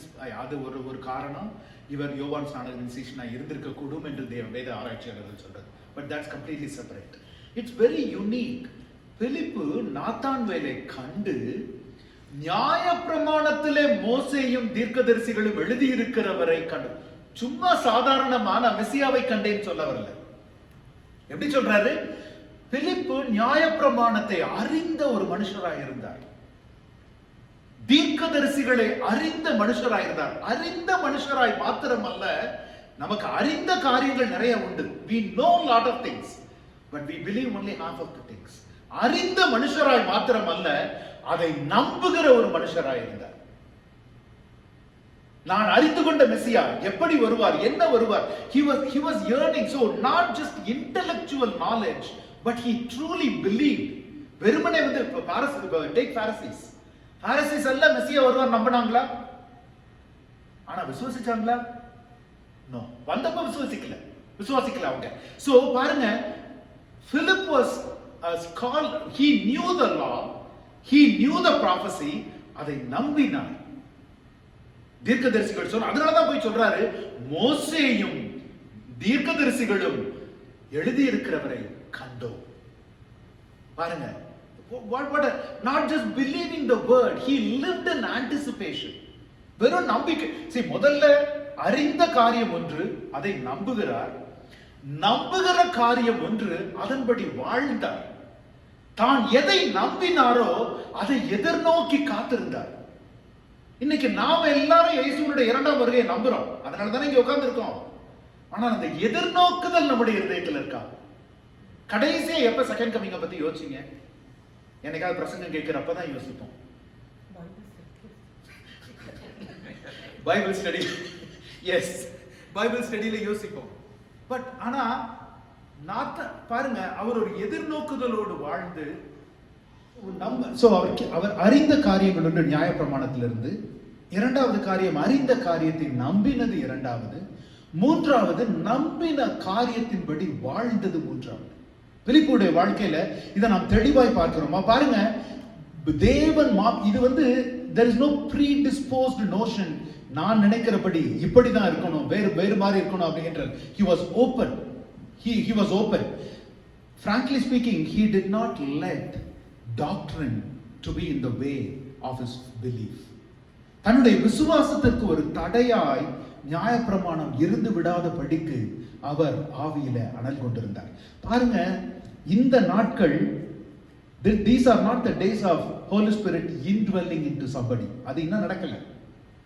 ஆவியானவர் நமக்குள்ளாய் வாசம் செய்கிறார் என்ற நாட்கள் இன்னும் வரல. சரியா? அப்படிப்பட்ட நாட்களிலேயே தேவனுடைய ஆவியில அனல் கொண்ட ஒரு மனுஷனாய் இருந்தார். அவர் கண்ட பொழுது, அப்படிப்பட்டவரை அவர் கண்டு கொண்ட பொழுது, இந்த முதல் காரியம் அவர் செய்தது நத்தானியேல் இடத்துல அறிவித்தது. இதுல இன்னொரு, there is a side line that I also want to say. யோவான் ஸ்நானகருடைய சீஷர்கள் ஒவ்வொருத்தரையும் யோசிச்சு பாருங்க. போன வாரம் ஆந்திரேயாவுக்கு எடுத்து பார்த்தோம். For a moment, let us also consider பிலிப்பும் அவருடைய சீஷர்னு ஒரு மொமெண்ட்டுக்கு அசியூம் பண்ணிக்கோமே. யோவான் ஸ்நானகன் எவ்விதமான ஒரு அனலை தன்னுடைய சீஷர்களுடைய இருதயத்தில் மூட்டி இருக்கிறார் பாருங்க. எவ்விதமான ஒரு எதிர்பார்ப்பை ஊற்றி இருக்கிறார் பாருங்க. பிரியமானவர்களே, நாம் ஆராதிக்கிறோமோ, பிரசங்கிக்கிறோமோ, பைபிள் ஸ்டடி எடுக்கிறோமோ, எதை செய்கிறோமோ, நம்முடைய வேலை ஒண்ணுதான், அவரை நோக்கி காட்டுகிறது. ஞானிகளாக்குறது, பேதைகளை ஞானிகளாக்குறவர் அவர். ஞானிகளை வெட்கப்படுத்தும்படி பேதைகளை தெரிந்து கொள்ளுகிறவர் அவர். அதனால் நம்முடைய வேலை யாரையும் ஞானியாக்குகிறதோ, யாரை, that's not our job. Our job is to, அதுக்கு யோவான் ஸ்நானகன் such a great example. அதுதான் உங்க வேலையும் என் வேலையும். இயேசுவை நோக்கி we are just mere signposts. நான் போன வாரமே சொன்னது போல இது யார்கிட்டையும் ஆர்கியூ பண்ணி கன்வின்ஸ் பண்ணி செய்ய வேண்டிய அவசியம் இல்லை.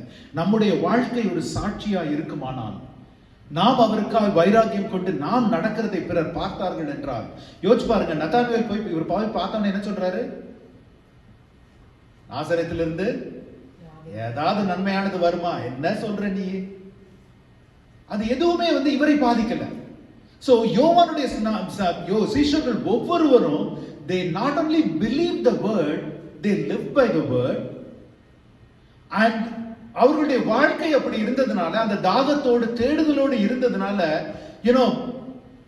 அந்த வார்த்தையின் நிறைவேறுதலை குறித்து ஒரு வாஞ்சையோடு அவர்கள் வாழ்ந்து கொண்டிருக்காங்க. நாம எப்படி இருக்கிறோம்? இப்போ பிலிப்புவை குறித்து வேறு என்ன நாம் வேதத்துல நாம் பார்க்கிறோம்? பிலிப்பியர் 2வது அதிகாரம் 5-8 வரைக்கும் உள்ள வசனத்தை நாம் வாசிப்போம். ஏன்னா இந்த வசனத்தை நான் எதற்காய் நான் சொல்லுகிறேன் என்றால், பிலிப்பு இடத்துல இருந்த அந்த ஒரு கீழ்ப்படிதல் எப்படி இருந்தது என்பதற்காய். ஏன்னா யாரோ ஒரு ஸ்ட்ரேஞ்சர் வந்து நின்று என்னோட வா என்று சொல்லுகிறார், என் பின்னால் வா என்று சொல்லுகிறாரு. பிலிப்பு போயிட்டார். அது எவ்விதமாய்? Philip just saw Jesus and already started imitating him. இப்பதான் இயேசுவை கண்டார், ஆனா ஏற்கனவே அவரை இமிடேட் பண்ண ஆரம்பிச்சிட்டார். வாசிக்கலாமா அந்த வசனத்தை? கிறிஸ்து இயேசுவில் இருந்த சிந்தையே உங்களிலும் இருக்க கடவது.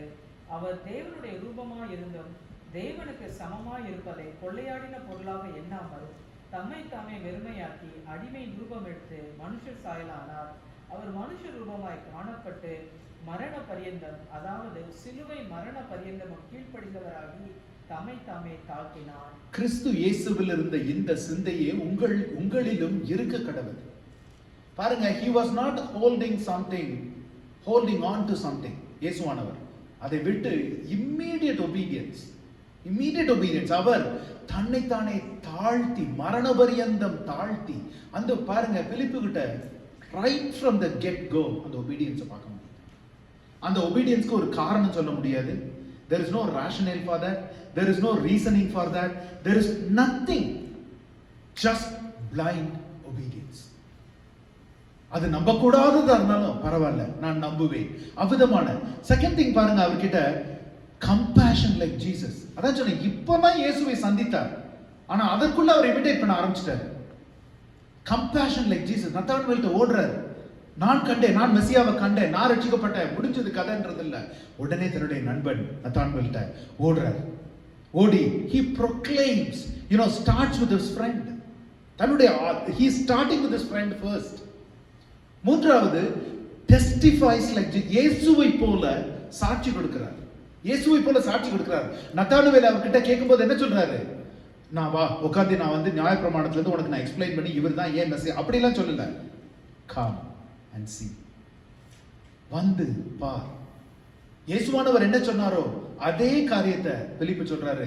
அப்பா, என்னால வார்த்தைகளால விளக்கி சொல்ல முடியாது. நான் ஏன் அவரை ஃபாலோ பண்ணின்றதுக்கு என்னால சொல்ல முடியாது. நான் உணர்ந்தேன் அவருடைய, நீ வா, come and see for yourself. நான் ஒரு முழுமையானவன் அல்ல என்று எனக்கு தெரியும். என்னால அதை தெளிவாய் விளக்கி சொல்ல முடியாது என்று தெரியும். why don't you come and see? நீ வந்து பார், நீ வந்து அவரை பார். ஏன் தெரியுமா? he is perfect. you and I don't need to be perfect because he is perfect. அவர் முற்றிலும் முழுமையானவராய் ஞானம் உள்ளவராய் சர்வ ஞானியாய் இருக்கிறார். அவருடைய ஞானம் நமக்கு போதுமானது. உங்களுக்கு அந்த சமாதானம் வேணுமா, உங்களுக்கு அந்த அன்பு வேணுமா, அவருடைய சமூகத்திற்கு வந்து பாருங்கள். that's all was his message. very simple message அவர் போய் சொன்னது. and அதே மாதிரி ரொம்ப பிராக்டிக்கலான ஒரு ஆள். நான் சொன்னேன் practical and pragmatic disciple, logistical disciple Philip. பாருங்க, Philip didn't complicate the message with the doctrine and theology and all. ரொம்ப சிம்பிளா, very very simple and straightforward. ஏன்னா இயேசு கிட்ட இதே கேள்வி கேட்டாங்க இல்லையா? மத்தேயு 13:10 இயேசு கிட்ட பார்த்து கேக்குறாங்க. ஆண்டவரே, சீஷர்களே கேக்குறாங்க, ஏன் இப்படி உவமையில பேசுறீங்க நீங்க? எதுக்கு இந்த why are you talking in parables? ஏன் நேரா சொல்ல வேண்டியதானே உங்களுக்கு உண்மையை? பல காரியங்களை இயேசுவானவர் அவர் சொல்றார். அந்த இடத்துல அழகா சொல்லுவாரு, உங்களுக்கு இவற்றை அறிந்து கொள்ளக்கூடிய ஞானமோ ஒரு வெளிப்பாடும் கொடுக்கப்பட்டிருக்கிறது எல்லாருக்கும். அதெல்லாம் சொல்லிட்டு அதுல அழகான வசனம் 13வது வசனம் மத்தேயு அந்த இதுல பாத்தீங்கன்னா 13வது மத்தேயு 13:13 அந்த இடத்துல சொல்லப்பட்டிருக்கிறது, அவர்கள் கண்டும் காணாதவர்களாயும் கேட்டும் கேளாதவர்களாயும் உணர்ந்து கொள்ளாதவர்களாயும் இருக்கிறபடியினால் நான் ஊமைகளாக அவர்களோட பேசுகிறேன். What is a parable? இயேசுவானவரே அதை சொல்லியிருக்கார். It's an earthly story with a heavenly meaning. பூமியின் ஒரு கதை தேவனுடைய ஒரு நோக்கத்தோடு. அதுக்கு பேர் தான் parable ஆக்சுவலா. அதுக்கு பேர் தான் parable. உங்களுடைய வாழ்க்கை என்னுடைய வாழ்க்கை அப்படிதான். Our story on this earth. எதுக்கு அதோட பர்பஸ்? பரலோகத்தில் தேவனை நாம் வெளிப்படுத்துவதற்கு. That is why Jesus, ஏன்னா அவங்க கண்டும் காணாம இருக்கிறாங்க. இந்த வசனம் ஆக்சுவலா ஏசாயாவிலிருந்து எடுக்கப்பட்டிருக்கிறது. ஏசாயா புலம்பன காரியம் அது. இந்த ஜனங்கள் கண்டும் காணாம இருக்காங்க, கைட்டும் கேளாதவர்கள் போல இருக்கிறாங்கன்ட்டு. அதே போலதான் அப்படி கண்டும் காணாதவர்களுக்கு கேட்டும் கேளாதவர்களுக்கு எதை பார்த்து அவங்க நம்புவாங்க? மற்ற எல்லாரையும் விட இவரிடத்துல ஒரு வித்தியாசம் இருக்கிறதே. மற்ற எல்லாரையும் விட இந்த இவரிடத்துல ஒரு வித்தியாசம் இருக்கிறதே. அவங்க நம்முடைய we are the parables of Jesus Christ. நம்ம ஒவ்வொருவருடைய வாழ்க்கையும் இந்த உலகத்துல ஒரு உவமையாய் இருக்க வேண்டும். அந்த உவமையை காண்கிற ஜனங்கள் விசுவாசம் கொள்ளணும், தேவனிடத்துல வரணும். இப்ப பாருங்க, skepticism did not bother Philip. பிலிப்புக்கு skepticism, ஏன்னா யோவான் 1:46 வாசிக்கிறோம். பிலிப்பு போய் நத்தான்வேல்ட்ட சொல்றாரு. அதற்கு நத்தான்வேல் என்ன பதில் சொல்றாரு? 46 நாசரேத்திலிருந்து யாதொரு நன்மை உண்டாக கூடுமோ என்றான். உடனே பிலிப்பு மனம் தளர்ந்து போகிறதோ அல்லது என்ன இவ்வளோ என்னுடைய என்னோட க்ளோஸ் ஃப்ரெண்டு இவன் கூட நம்ப மாட்டேங்கிறான், நான் போய் வேற யார்கிட்ட சொல்றது? நான் வேற யாரை நான் நம்ப வைக்க முடியும்? அப்படிலாம் நினைக்கிறேன். பிலிப்பு வந்து பார் என்றான். வந்து பார் என்றான். இப்போ இதெல்லாம் கேட்கிறப்போ, பிலிப்பை பத்தி கேட்கிறப்போ நமக்கு ஒரு கேள்வி வரலாம். why should I seek? என்னுடைய இருதயத்தில் தேவனை ஏன் அந்த தேடுதல்? எனக்கு அவரை ஏற்கனவே அவர் தெரியுமே. I already know him as Almighty God. I already know him as my God, my Savior. இதற்கு மேல என்ன வேண்டும்? நான் ஏற்கனவே தெரிந்திருக்கிறேனே, ஏற்கனவே அவர் அறிந்திருக்கிறேனே. எனக்குள்ள இருதயத்தில் என்ன அந்த தேடுதல் வேணும் என்று சொல்றீங்க? பிலிப்புக்கு அது தெரியாது, மெசியா வராருன்னே தெரியாது. மெசியா வராதுன்னு தெரியும், யாருன்னு தெரியாது. அந்திரேயாவுக்கு மெசியா யாருன்னு தெரியாது, எந்த சீஷர்களுக்கும் தெரியாது. அதனால அவங்களுக்குள்ள அந்த தேடுதல் இருந்தது. ஆனா நான் கிறிஸ்துவனே, எனக்கு ஏற்கனவே ஒரு மெசியா யாருன்னு தெரியுமே. Why should I seek? இங்க பாருங்க, salvation is always the beginning of the journey to eternity. அந்த இட்டர்னிட்டிக்கு நாம போய் சேரணும்னா, அவருடைய பிரசன்னத்திற்கு நாம் போய் சேரணும்னா அந்த தேடுதல் பல மடங்காகணும். நாங்க ரட்சிக்கப்பட்டதுக்கு அப்புறம் மெசியாவை கண்டுகொண்டீங்க, காணாத வரைக்கும் பரவாயில்ல. பரிசேயர்களை குறித்து ஒரு விஷயம் இயேசுவானவர் சொல்லுவாரு, இதுவரைக்குமாவது நீங்க பரவாயில்ல, உங்களுக்கு இது பாவம்னு நினைக்கப்படாது. ஏன் தெரியுமா? நீங்க அறியாத இருந்தீங்க, இப்ப நீங்க அறிந்ததுனால you are going to be sinners. ஏன்னா இப்போ எது சரி தவறு என்று நீங்கள் அறிந்து கொண்டீங்க, அறிந்தும் நீங்க விசுவாசிக்க மாட்டேங்கிறீங்க. நீங்க விசுவாசிக்கிறதுனால இப்ப நீங்க பாவம். அதே போல நாம அறியாதிருந்த, அதனாலதான் வேதம் சொல்லுகிறது, நாம அறியாதிருந்த காலங்களில் செய்த பாவத்தை அவர் காணாதவர் போல இருக்கிறார். அறியாம இருந்த காலத்துல, ரட்சிப்புக்கு முன்னால் இருந்த காலத்துல நாம் இருந்த விதங்கள் வேறு. That is okay. ஆனா அறிந்ததுக்கு அப்புறம் தான் நம்ம கடமையை ஆரம்பிக்கணும். சுவிசேஷம் சொல்லாதிருப்பேன் எனக்கு ஐயோன்னு பவுல் அப்போஸ்தலன் சொன்னது எதனால? ரட்சிக்கப்பட்டதுனால. ரட்சிக்கப்படாத இருந்த வரைக்கும் அவர் என்ன பண்ணிட்டு இருந்தாரு? கொலை பண்ணிட்டு இருந்தார். சுவிசேஷம் சொல்றவங்க எல்லாம் நான் கொன்னு குவிப்பேன், they shouldn't live, அதுதான் பண்ணிட்டு இருந்தார். So salvation is only a beginning. நம்ம தேடுதல் முற்று பெறுகிறது அல்ல. நான் தேடின மெசியாவை கண்டேன், இனிமேல் நான் திரும்ப மீன் பிடிக்க போயிட்டு இனிமேல் வேலையை பார்த்துட்டு நான் செத்து நான் பரலோகத்துக்கு போயிடும் அப்படியே போனாங்க. அவங்க வேலையே அதுக்கப்புறம் தான் ஆரம்பித்தது. தேவன் அவர்களை பயன்படுத்துகிறதே அதுக்கப்புறம் தான் ஆரம்பித்தது. நமக்கும் அதே மாதிரிதான். எனக்கு மெசியாவை தெரியுமே, எனக்கு இயேசுவானவர் தெரியுமே, நான் அவரை என் ரட்சகர் ஏற்றுக்கொண்டு இருக்கிறேனே, நான் என்னத்தை தேடுறது? இன்னும் இப்பதான் தேடுதலே ஆரம்பிக்குது நமக்கு. இப்படிப்பட்ட ஒரு மெசியா எதுக்கு என்ன தேர்ந்தெடுத்தார்? இப்படிப்பட்ட ஒரு தேவன் ஏன் என்னை தேடி வரணும்? ஏன் என்னை பரிசுத்தவானாக்கணும்? ஏன் என்னை ஆசீர்வதிக்கணும்? ஏன் அவர் நாம பாடினது போல அவருடைய காரியம் எதுக்கு என்ன பெரியவனாக்கணும்? எதற்கு என்னை பாதுகாக்கணும்? அதுதான் நம்முடைய தேடுதல். மெசியா யார் என்று நாம் அறிந்திருக்கிறோம், ஆனால் அந்த மெசியாவுக்காய் நாம் என்ன செய்திருக்கிறோம் என்கிறதை குறித்து, அவரோடு எவ்விதமாய் நாம் நெருங்கி இருக்கிறோம், எவ்விதமான உறவு நமக்கு இருக்கிறது, அவருடைய நீதியை குறித்து, அவருடைய வாஞ்சியை குறித்து, அவருடைய வழிகளை குறித்து, அவருடைய கிரியைகளை குறித்து தேடுதல் நமக்குள்ளே பல மடங்காய் பெருகணும், பல மடங்காய் பெருகணும். ஒன்றுமில்லாத ஆந்திரேயாவையும் அப்பா பிலிப்புவை நீங்க பயன்படுத்துறீங்களே, நானும் ஒண்ணுமில்லாத ஆண்டவரே, எனக்கும் சரியா பேச தெரியாத ஆண்டவரே, நானும் பெரிய பிரசங்கியோ ஆராதனை வர்ஷிப் லீடரோ இல்ல ஆண்டவரே, ஆனா என்னையும் பயன்படுத்துங்க. அதுதான் நம்முடைய தேடுதல். எனக்கு இருக்கிற கொஞ்சம் ஏட்ட இருக்குது 2 மீன் கூட இல்லை, ஏட்டா அரை மீன் தான் இருக்கு ஆண்டவரே, ஆனா நீர் அதை பெருக செய்ய முடியும். அதுதான் நம்முடைய தேடுதலாய் எப்பொழுதுமே நம்முடைய இருதயத்துல இருக்கணும். ஏன்னா அப்படி இல்லைன்னு வச்சுக்கோங்க, we'll grow lukewarm. கொஞ்சம் கொஞ்சமா சர்தை சபை சொன்னது போல, நீ உயிருள்ளவன் என்று பெயர் கொண்டிருந்தும் செத்தவனாய் இருக்கிறாய் இருக்கும். அப்படின்னா லவோதிசியா சபை குறித்து என்ன சொன்னாரு? நீ அனலும் இல்லாமல் குளிரும் இல்லாமல் இருக்கிற, you're lukewarm, I'm going to vomit you out. அந்த தேடுதல் மாத்திரம் நமக்கு இல்லைன்னா, ரட்சிப்போடு என்னுடைய தேடுதல் முடிஞ்சது, நான் தப்பிச்சுட்டேன் இப்ப நரக அக்கினிக்கு நாம நினைத்தோம் என்றால், நாம அதை நோக்கி தான் போய் கொண்டிருப்போம். நிற்கிறவன் விழுந்து விடாதபடிக்கு எச்சரிக்கையா இருக்க கடவன். அப்படின்னா என்ன அர்த்தம்? விழிப்பா இருக்கணும். இதுவரைக்கும் நீங்க நிக்கிறீங்கன்னே உனக்கு தெரியாது ரட்சிப்புக்கு முன்னாடி, இப்ப நிற்கிறதை அறிந்திருக்கிறீர்கள். இனிமேல் தான் விழுந்து விடாது. நீங்க நிற்காதப்ப விழுந்தா என்ன, எதிர்ச்சா என்ன, ஆனா இப்பதான் அது நமக்கு ரொம்ப ரொம்ப முக்கியம். ஆக்சுவலா அப்படி இல்லைன்னா, அந்த தேடுதல் நமக்குள்ள இல்லைன்னா, Jesus will become yet another God in the world. Bible will become yet another book in the world. அது ஜீவனுள்ள வசனமா நமக்கு இருக்காது. தேவன் ஒரே மெய் தேவனாய் நமக்கு இருக்க மாட்டார். அதனால அந்த தேடுதல் நமக்குள்ள பெருகணும். சர்தை சபை பைபிள் ஸ்டடியில ஃப்ரைடே அன்னைக்கு பார்த்தோம். மிக மிக பாதுகாக்கப்பட்ட ஒரு பட்டினம். Unconquerable city surrounded by the hills. Surrounded by the hills.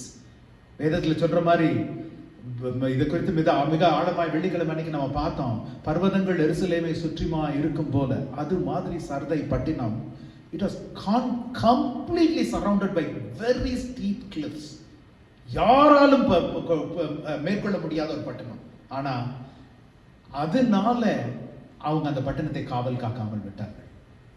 ஒரு ராஜா இல்ல, 2 ராஜா இல்ல, 3 ராஜாக்கள் அந்த பட்டணத்தை மேற்கொண்டார்கள். அதுவும் அந்த சர்தை குறித்து சொல்லும்போது சொல்லி இருக்கிறது, அந்த ராஜா when Darius came to அந்த பட்டணத்தை மேற்கொள்ள வரும் பொழுது எந்த வழியும் கண்டுபிடிக்க முடியல அவனால. such steep cliff.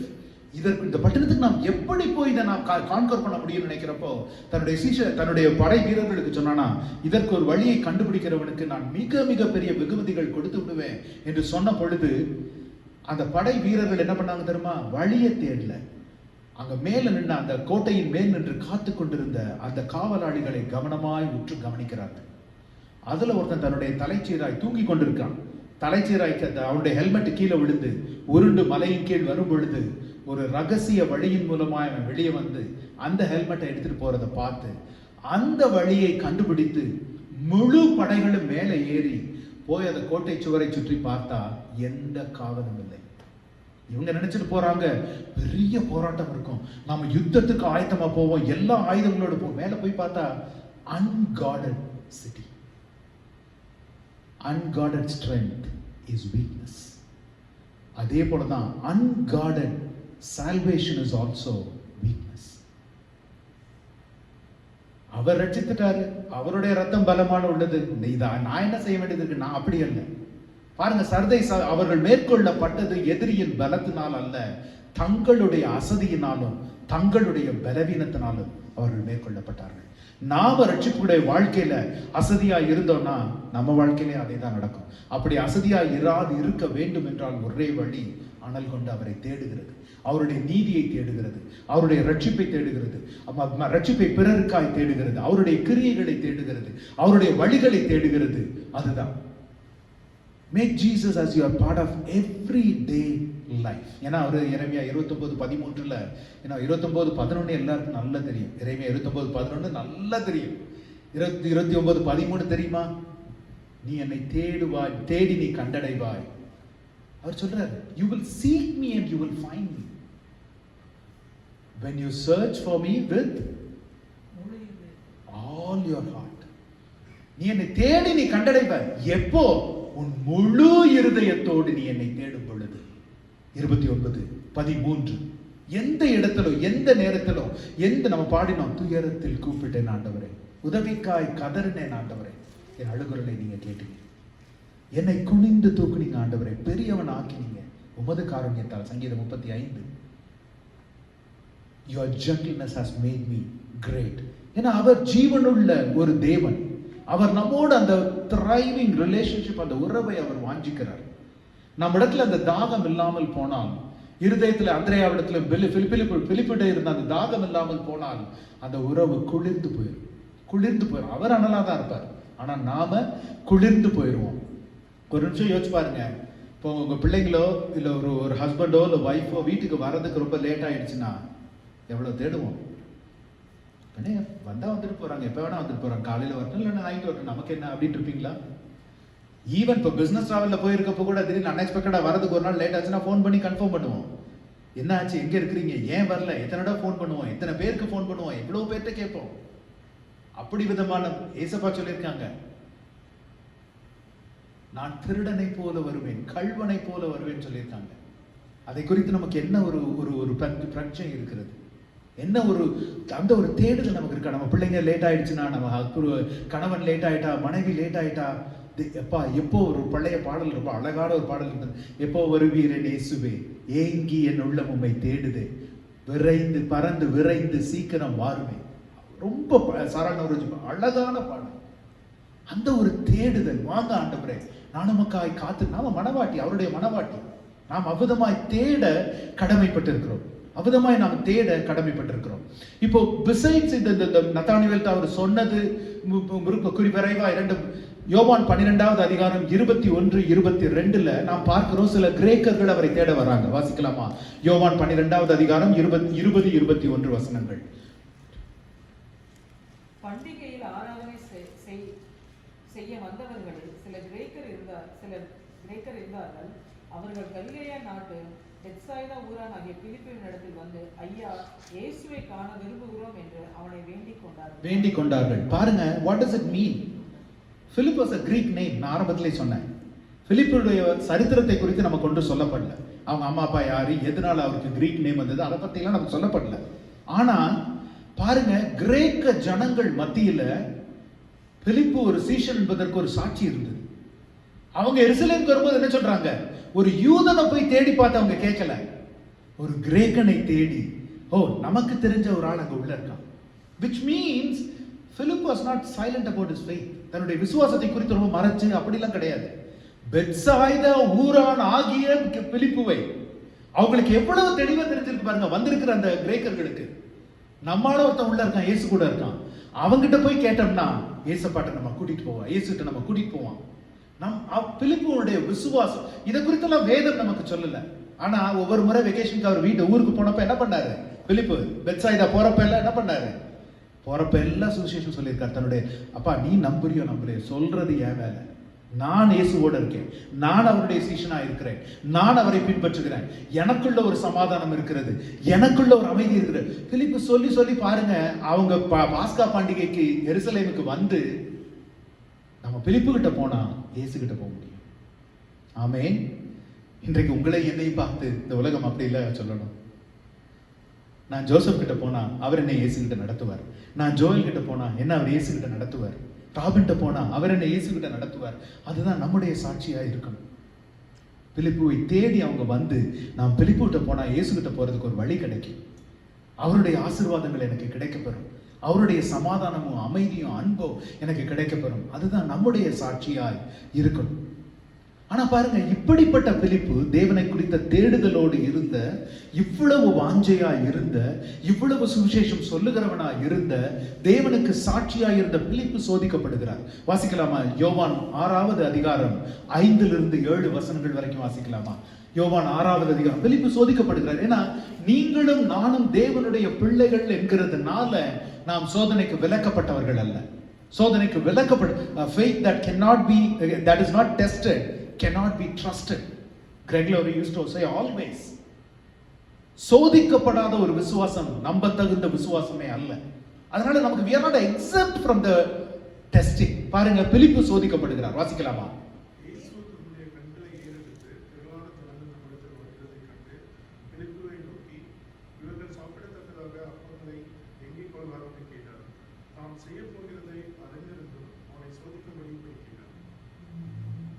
பிலிப்பு அவருக்கு பிரதியுத்தரமாக,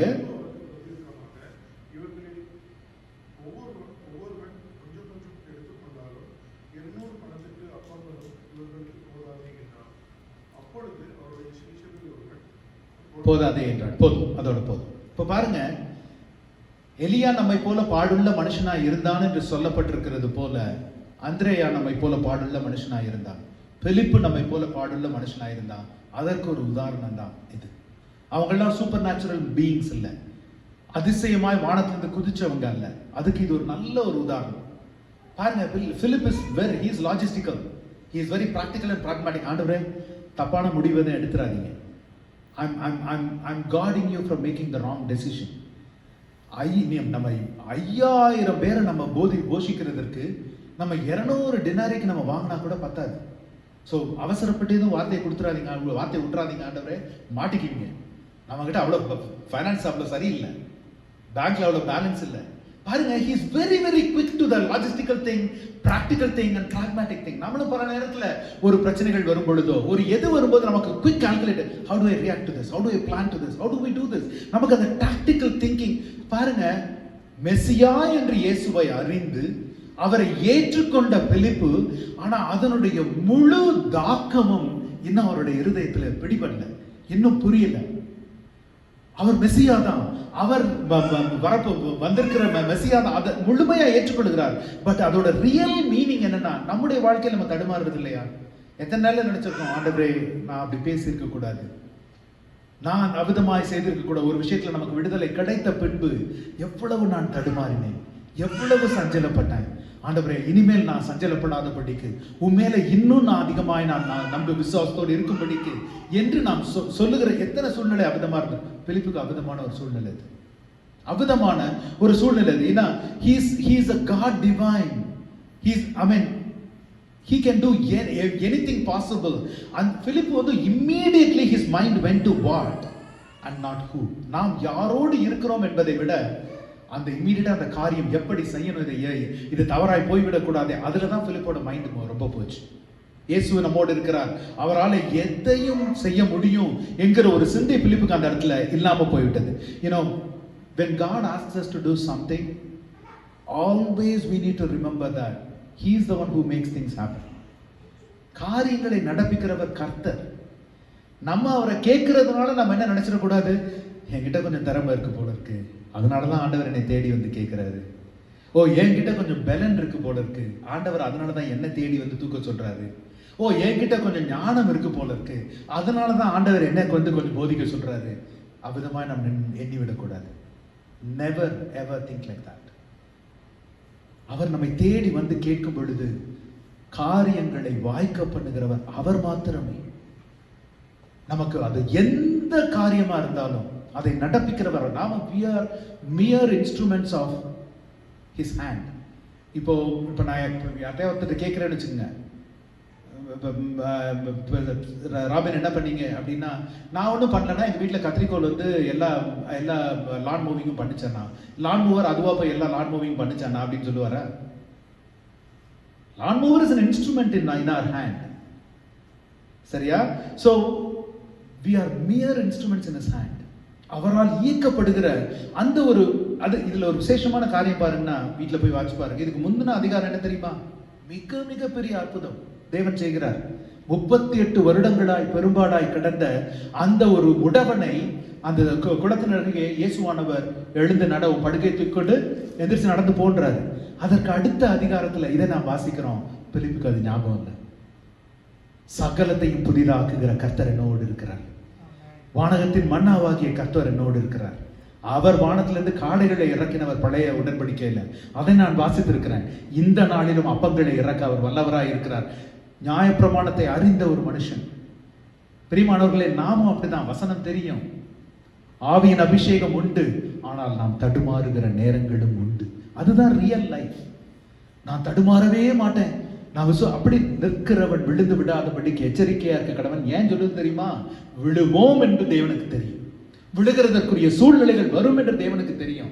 அப்படி சூழ்நிலையே எனக்கு வரல அப்படின்னா நீங்க யாரை நம்பி இருக்கிறீங்க என்றதே கேள்வி. ஏன்னா இயேசுவை நம்பி நின்றோம் என்றால் எதிர்ப்புகள் வரும், நிச்சயம் வரும், சோதனைகள் வரும். பிலிப்புடைய விசுவாசம் சொல்லுது, இயேசுவானவருக்கு என்ன செய்ய போறோம்னு தெரியும் ஏற்கனவே, அதையும் வசனம் நமக்கு சொல்லுது. ஆனாலும் பிலிப்பியை சோதிக்கும்படிக்காய் தேவன் இதை கேட்கிறார். சில நேரங்கள்ல தேவன் நம்முடைய வாழ்க்கையில காரியங்களை அனுமதிக்கிறதற்கு காரணம் நம்முடைய விசுவாசம் சோதிக்கப்படுகிறது. யோபு சொன்னது போல, அவர் என்னை சோதித்த பின்பு நான் பொன்னாய் விளங்குவேன். ஹல்லேலூயா, ஹல்லேலூயா. அவர் ஏன் இதை செய்யறாருன்னு எனக்கு தெரியல. வலதுபுறமும் இடதுபுறமும் முன்னும் பின்னும் அவர் கிரியைகளை நான் காண முடியல. ஆனா என் வழிகளை அவர் அறிந்திருக்கிறார். அதற்கு அடுத்த வசனத்தில் யோபு சொல்லுகிறார், அவர் என்னை சோதித்த பின்பு நான் பொன்னாய் விளங்குவேன். ஹல்லேலூயா. இன்றைக்கு உங்களுடைய வாழ்க்கையில் நீங்க என்ன சூழ்நிலைகள்ல நடந்து கொண்டிருந்தாலும் அவரை பார்த்து சொல்லுங்க, என்னை பொன்னாய் விளங்க செய்கிறவர் நீங்க ஆண்டவரே. என் கால்கள் தடுமாறின பொழுதும், என் பாதம் சறுக்கின பொழுதும் ஆண்டவரை தாங்கி பிடிக்கிறவர் நீங்க ஆண்டவரே. ஒரு பிலிப்புவை தாங்கி பிடித்த நீர் அறிந்திருந்தீர் ஆண்டவர். ஏன்னா பிலிப்புவும் அந்திரேயாவும் எதிர்கால வாழ்க்கையில எவ்விதமான சோதனைகளை சந்திக்க போகிறார்கள் என்பதை அவங்க அறியாது இருந்தாங்க. ஆனா தேவன் அறிந்திருந்தார். அவர்கள் எவ்விதமான சாட்சியாய் தேவனுக்கு எழுப்ப போகிறார்கள் என்பதை அவர்கள் அறியாதிருந்தார்கள். தேவன் அறிந்திருந்தார். அவர்களை ஆயத்தப்படுத்துகிறார். இதெல்லாம் வரும் உனக்கு, இதெல்லாம். சோ பிலிப்புடைய நோக்கம் சரியானதா இருந்தது, அதுல எந்த தவறுமே கிடையாது. ஆனா he was more human and fleshly thinking, trying to help Jesus. ஒருவேளை நீங்க தப்பா வார்த்தையை விட்டுட்டீங்கன்னா பிரச்சனை ஆயிரும் ஆண்டவரே. அதுக்கு he is trying to help Jesus. நாம அந்த காரியங்களை செய்யறோம். சாலமோன் செஞ்சார் இல்லையா? நான் திருமணம் பண்ணி நான் 900 பேரை நான் திருமணம் பண்ணிட்டேன்னா அவங்க ராஜாங்கம் எல்லாம் எனக்கு சேர்ந்து வந்துருச்சுன்னா தேவனுடைய ராஜ்யம் பெரிதாகும். தேவையா? உபத்திரவத்தை தான் வாங்கி கட்டிக்கிட்டான். நாம தேவனுக்கு உடனுக்க வேண்டிய தேவனை நம்பி நின்றப்போ, நான் முதல்ல சொன்ன மாதிரி, அவர் என்னை அழைக்கிறதுனால ஏதோ என்கிட்ட பெரிய தகுதி இருக்குன்னு நமக்கு என்ன வந்துடக்கூடாது. செய்கிறவர் அவர். ஒரு வினாடியில என் பேச்சாற்று போக அவரால் செய்ய முடியும். ஒரு வினாடியில ஆராதிக்கவே முடியாதபடி அவரால் செய்ய முடியும். ஒரு வினாடியில ஜெபிக்கவே முடியாதபடி செய்ய முடியும். ஏன் எலிசபெத் சகரியாவை குறித்து வாசிக்கிறோம் இல்லையா? சகரியாவுடைய வாய் கட்டப்பட்டது. தேவனுக்கு நாம் நம்முடைய சுய முயற்சியினால நாம் செய்கிறோம் என்ற ஒரு அது ஒரு நிமிடத்தில் அவரால் ஒன்றுமில்லாமல் செய்ய முடியும். நாம் அவருடைய கரத்தின் கிரியைகள். அவர் நம்மை வழி நடத்துகிறார். faith is not an event. விசுவாசம் என்பது ரட்சிப்பின் அந்த ஆரம்பத்தில் வர்ற ஒரு நிகழ்வு அல்ல, அது ஒரு பயணம். It's a journey. அவரிடத்துல நாம் போய் சேர்ற வரைக்கும் நம்ம வளர்ந்துகிட்டே தான் இருப்போம், வளரணும். கடைசியாய் பிலிப்புவை குறித்து நாம் வாசிக்கிறது யோவான் 14:8-9 வசனத்துல நாம் வாசிக்கிறோம். பிலிப்புவை குறித்து வாசிக்கலாமா? பிலிப்பு அவரை நோக்கி, ஆண்டவரே, பிதாவை எங்களுக்கு காண்பியும், அது எங்களுக்கு போதும் என்றான். அதற்கு இயேசு, பிலிப்பே, இவ்வளவு காலம் நான் உன்னுடனே கூட இருந்தும் நீ என்னை அறியவில்லையா? என்னை கண்டவன் பிதாவை கண்டான். அப்படி இருக்க பிதாவை எங்களுக்கு காண்பியும் என்று நீ எப்படி சொல்கிறாய்? ஆமென். பாருங்க, இதை அட்டி அவுட் செட் பார்க்கும் பொழுது நமக்கு தோணும், என்ன what a dumb question it is. இவ்வளவு நாள் இயேசுப்பா சொல்லிட்டே இருக்காரு, நான் பிதாவிடத்துல இருக்கேன், பிதா என்கிட்ட இருக்காரு, அவர் சொல்லாம நான் ஒன்றுமே செய்யறதில்ல, அவருடைய விருப்பத்தை செய்கிறதே என் போஜனமா இருக்கிறது. என்ன திருப்பி திருப்பி எத்தனை சொல்லுவாரு? Why is he so dumb? We may quickly think like that. ஆனா நான் எப்பவுமே சொல்ல, when you read the scripture, you need to read it in that time frame and context. முதல்ல அப்படி படித்து புரிந்து கொண்டு அதற்கப்புறம் என்னுடைய நிகழ்காலத்துக்கு என்னுடைய வாழ்க்கைக்கு அதை நான் எப்படி அப்ளை பண்றதுன்றதை நம்ம தெரிஞ்சுக்கணும். பாருங்க, இந்த இடத்துல இது பிலிப்பு வாய் திறந்து சொல்லிட்டாரே தவிர, பிலிப்பு கேட்ட இந்த கேள்வி ஒவ்வொரு சீஷனுடைய தடுமாற்றம் அந்த நாட்கள்ல 12 சீஷர்களும் இதுல தடுமாறினாங்க. இவர் என்ன பிதா பிதா பிதான்னு இருக்காரு, நான் பிதா கிட்ட இருப்பேன், பிதா என்கிட்ட இருப்பேன். அது காரணம் என்ன தெரியுமா? நியாய பிரமாணத்தின்படி தட்ஸ் இம்பாசிபிள். யெகோவா என்கிற பெயரை வாயிலே உச்சரிக்காத நாட்கள் அவை. பட்சிக்கிற அக்கினியா இருக்கிறார் அவர். அவருடைய பெயரை கூட சொல்ல முடியாது. யார்கிட்டையாவது போய் நான் அவருக்குள்ளும், யூதர்கள் ரொம்ப அஃபெண்ட் ஆனதுக்கு காரணமே அவர் தான். இவர் என்னமோ யெகோவா தேவனை என்னமோ உங்க அப்பா மாதிரி பேசிட்டு இருக்காரு இவரு. அதுதான் Jewish people were offended because of that. பாருங்க, சீஷர்கள் எல்லாரும் ஒரு சீஷர்களை குறித்தான ஒரு அவர்கள் படிப்பறிவில்லாதவர்களும் கலாச்சாரம் இல்லாதவர்கள் அந்த வசனத்தை குறித்து ஒரு தவறான ஒரு புரிதல் இருக்கு. என்ன தெரியுமா? அவங்க எல்லாம் சுத்தமா படிக்காதவங்க, தற்குறிங்க அப்படின்ற ஒரு எண்ணம் இருக்கு. தட்ஸ் நாட் ட்ரூ ஆக்சுவலா. தெரியுமா? அவர்கள் இப்போ பிலிப்பை குறித்து பார்த்தோம். அவங்க எல்லாரும் they were trained in the synagogue. அவங்களுக்கு உலகத்தின் படிப்பு அலெக்சாண்ட்ரியால போயோ இல்ல பவுலை போல தார்சஸ்ல போய் அவங்க படிக்கல, ஏதென்ஸ்ல போய் படிக்கல அவங்க. ஆனால் நியாயப்பிரமாணத்தை அறிந்தவர்கள் அவங்க எல்லாரும். நியாயப்பிரமாணத்தின்படி இயேசுவானவர் சொல்வது ஒரு நாள் நடக்கக்கூடாத காரியம். ஒரு மனுஷன் அவரிடத்திலும் வார்த்தை மாம்சமானான்றதை விசுவாசிக்கிறதே அவங்களுக்கு ரொம்ப கஷ்டம், ரொம்ப ரொம்ப கஷ்டம். அதற்கு ஒருபடி மேல போய் இயேசுவானவர் சொல்றாரு, நான் என் பிதாவிற்குள்ளும் பிதா எனக்குள்ளும். அன்இமேஜினபிள். அவர்கள் அறிந்த நியாயப்பிரமாணத்தின்படி அதை நினைத்து கூட பார்க்க முடியாது அவங்களால. அதனாலதான் அவங்களுக்கு தடுமாற்றம். ஒரு நேரம் நம்புற மாதிரி இருக்குது, ஒரு நேரம் நம்பவே முடியாத மாதிரி இருக்கு. விசுவாசத்துல எந்த குறைவும் இல்லை. பிரியமானவர்களே, அதே மாதிரி நம்முடைய வாழ்க்கையிலும் ஒரு தடுமாற்றம் வந்த உடனே நான் விசுவாசிக்கவே இல்லையோ, என் விசுவாசத்துல ரொம்ப குறைச்சல் இருக்கோ, அவ்விதமாய் நம்ம கடிந்து கொள்ள வேண்டிய அவசியம் இல்லை. நான் நம்பினவர் இன்னார் என்று நான் அறிந்திருக்கிறேன். ஆனா that doesn't mean my struggles will not be there. அப்போஸ்தலர்கள் தடுமாறுகிறாங்க. பிலிப்பு தடுமாறுகிறார் இந்த இடத்துல. ஐயோ, இவ்வளவு நாள் இவரை நான் நம்புறேன், மெசியா எல்லாமே நம்புறேன், ஒரு தடவை உங்க அப்பா காமிச்சிருங்க. ஏன்னா அவரை நம்ப யெகோவா யெகோவா யெகோவா. சிறு வயதிலிருந்தே யெகோவா தேவனை குறித்தும் அவருடைய ஆராதனை முறைகளை குறித்தும் அவருடைய பராக்கிரமத்தை குறித்தும் வல்லமையை குறித்தும் போதித்து போதித்து போதித்து வந்ததுனால ஒரு தடவை ஏசப்பா நீங்க ஏதோ போறேன்னு சொல்லிக்கிட்டே இருக்கிறீங்க, நீங்க போறதுக்கு முன்னாடி ஒரு தடவை எங்களுக்கு பிதாவை நீங்க காத்துக்கொள்ளுங்க, காட்டிக்கொள்ளுங்க. It was a real struggle of every disciple. Though they believed in Jesus, they are with Jesus, they cannot understand everything. அவங்களால எல்லாவற்றையும் புரிந்து கொள்ள முடியல, அவர்கள் எல்லாவற்றையும் அறிந்து கொள்ள முடியல. ஏன்னா இன்னொரு தடுமாற்றம் அவர்களுக்கு என்ன தெரியுமா? எல்லா சீஷர்களும் இயேசுவானவரும் ஆலயத்துல யூத முறைமைப்படி யெகோவா தேவனை அந்த சடங்குகளை நிறைவேற்றி கொண்டிருந்தார். பவுல் அப்போஸ்தலர் என்ன சொல்றாரு? தன்னுடைய முகம் he comes and gives his offering to the temple.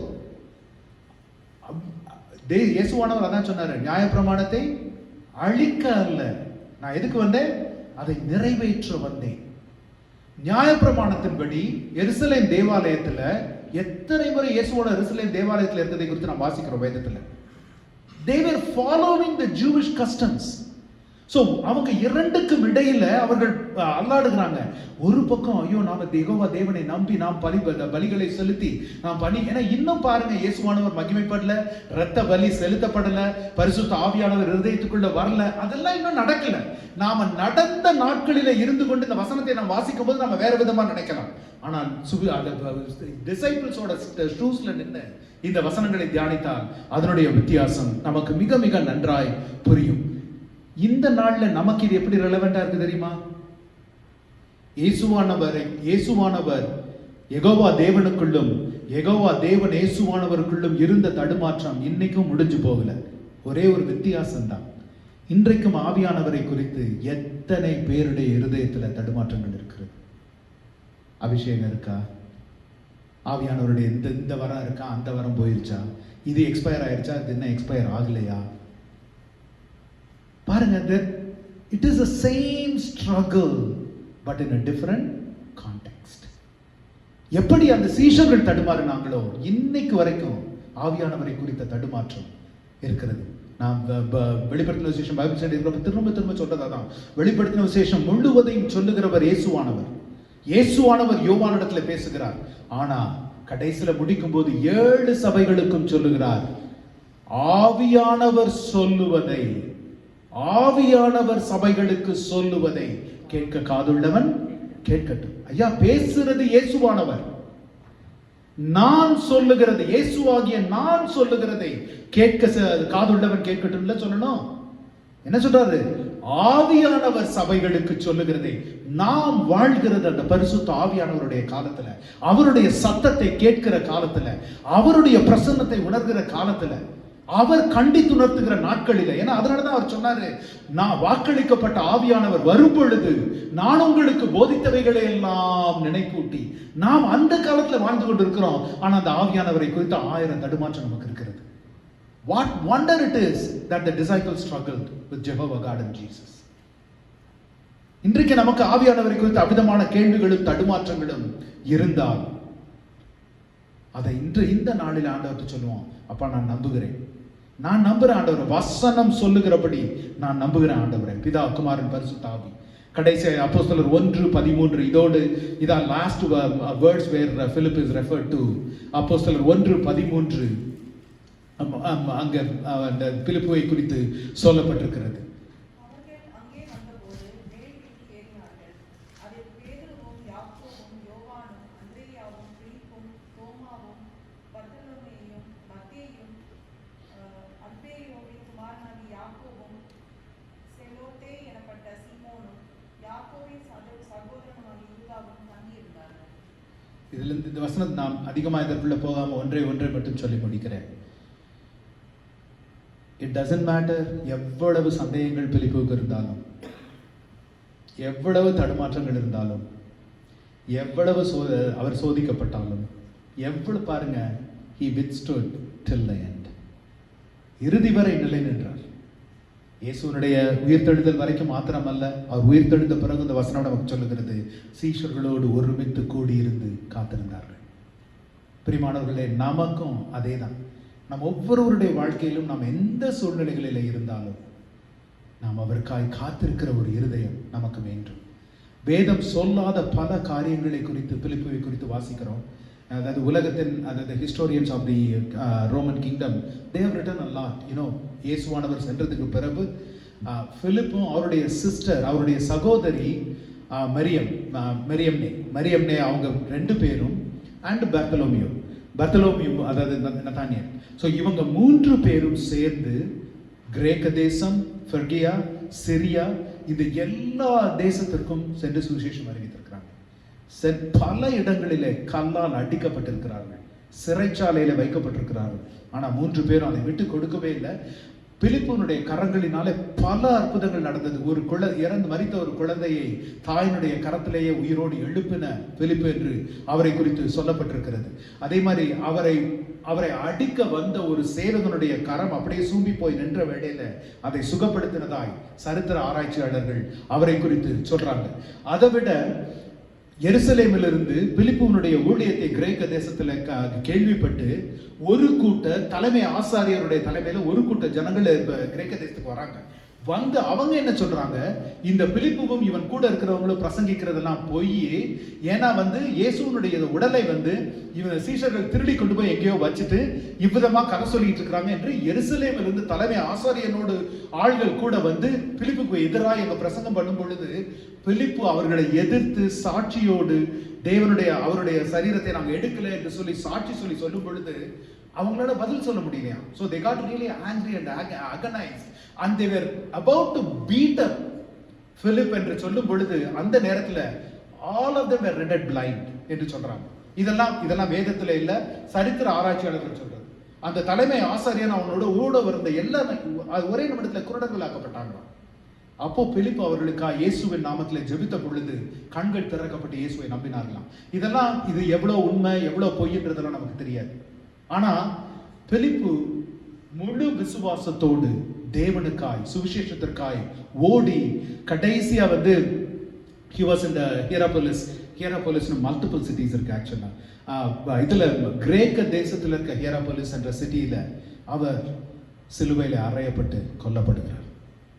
பிலிப்பு எதுக்கு சொல்ல வரேன்னா, நம்முடைய வாழ்க்கையில எவ்வளவோ தடுமாற்றங்கள், போராட்டங்கள், ஆனா ஆரம்பத்துல கொண்டிருந்த அந்த தேடுதலையும் அந்த விசுவாசத்தையும் பிலிப்பு ஒரு நாளும் விட்டு கொடுக்கவில்லை. ஒரு நாளும் விட்டு கொடுக்கவில்லை. Philip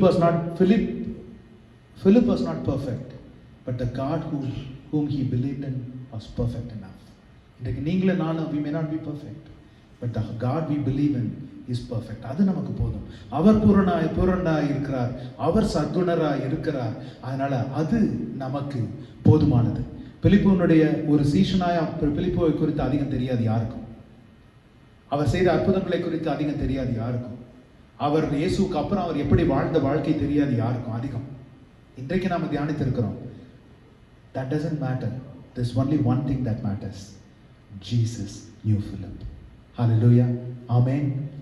மனுஷர்கள் நம்மை அறிகிறாங்க, அறியல.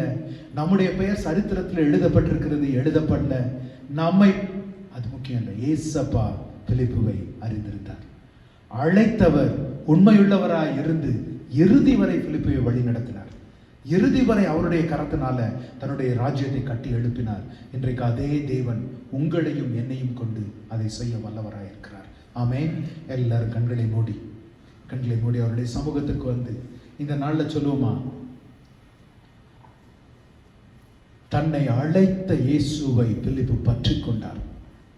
எல்லா சூழ்நிலைகளிலும், சிலுவை வரையிலும், சிலுவை மரணத்திலும், உயிர்த்தெழுதலிலும், உயிர்த்தெழுதலுக்கு அப்புறமும் எல்லாவற்றிலும் தன்னை அழைத்த இயேசுவை பிலிப்பு பற்றி கொண்டார்.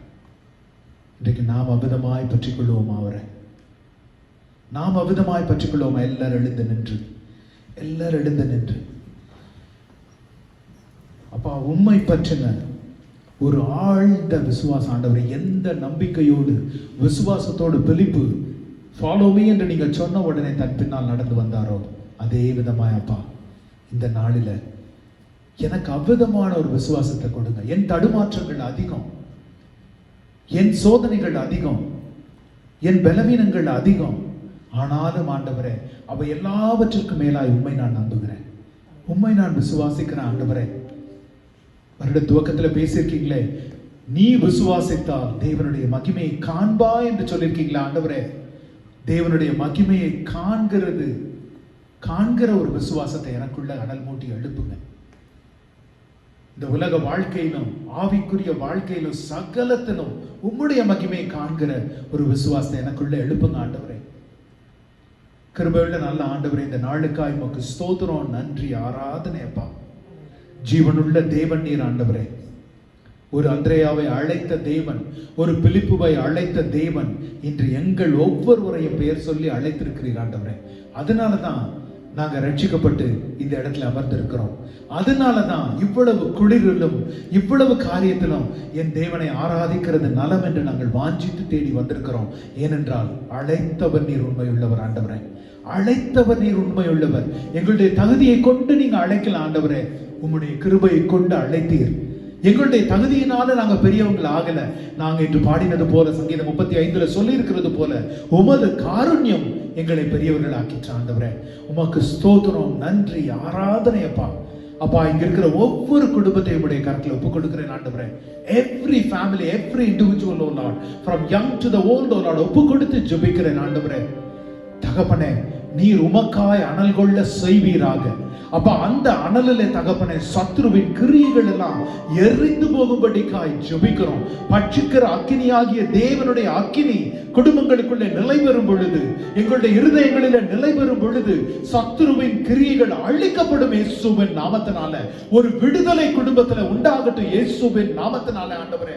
ஒரு விடுதலையோடு ஆராதனை, விடுதலையோடு ஜெபம், விடுதலையோடு ஒரு தேடுதல் ஆண்டவரே. உம்மை குறித்தான, உம்முடைய இரண்டாம் வருகையை குறித்ததான ஒரு தேடுதலோடு நாங்க இருக்கும் பொழுது பாவம் எங்களை நெருங்காது, சத்ருவின் கிரியைகள் எங்களை நெருங்காது. இயேசுவின் ரத்தத்தினால நாங்க வேலி அடைக்கப்பட்டிருக்கிறோம்.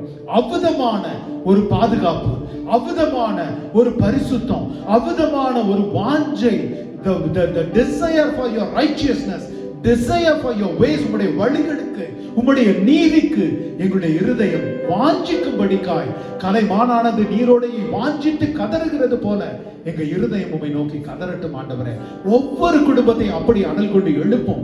அந்த அனலினால உயர்த்தி நிறுத்தும், தேவைகளை சந்தியும், இயேசுவின் வல்லமையுள்ள நாமத்தில் ஜெபிக்கிறோம். ஜீவனுள்ள நல்ல பிதாவே, நம் பிதாவாகிய தேவனுடைய அன்பும் குமாரனாகிய இயேசுவின் மனதுருக்கமும் பரிசுத்த ஆவியின் வழி நடத்துதலும் இன்றும் என்றும் நம் அனைவரோடும் இருப்பதாக. ஆமென், ஆமென். என் ஆத்துமாவே கர்த்தரை ஸ்தோத்திரி, என் முழு உள்ளமே அவர் பரிசுத்த நாமத்தை ஸ்தோத்திரி. என் ஆத்துமாவே கர்த்தரை ஸ்தோத்திரி, என் முழு உள்ளமே அவர் பரிசுத்த நாமத்தை ஸ்தோத்திரி. அவர் செய்த சகல உபகாரங்களை மறவாதே, அவர் செய்த சகல உபகாரங்களை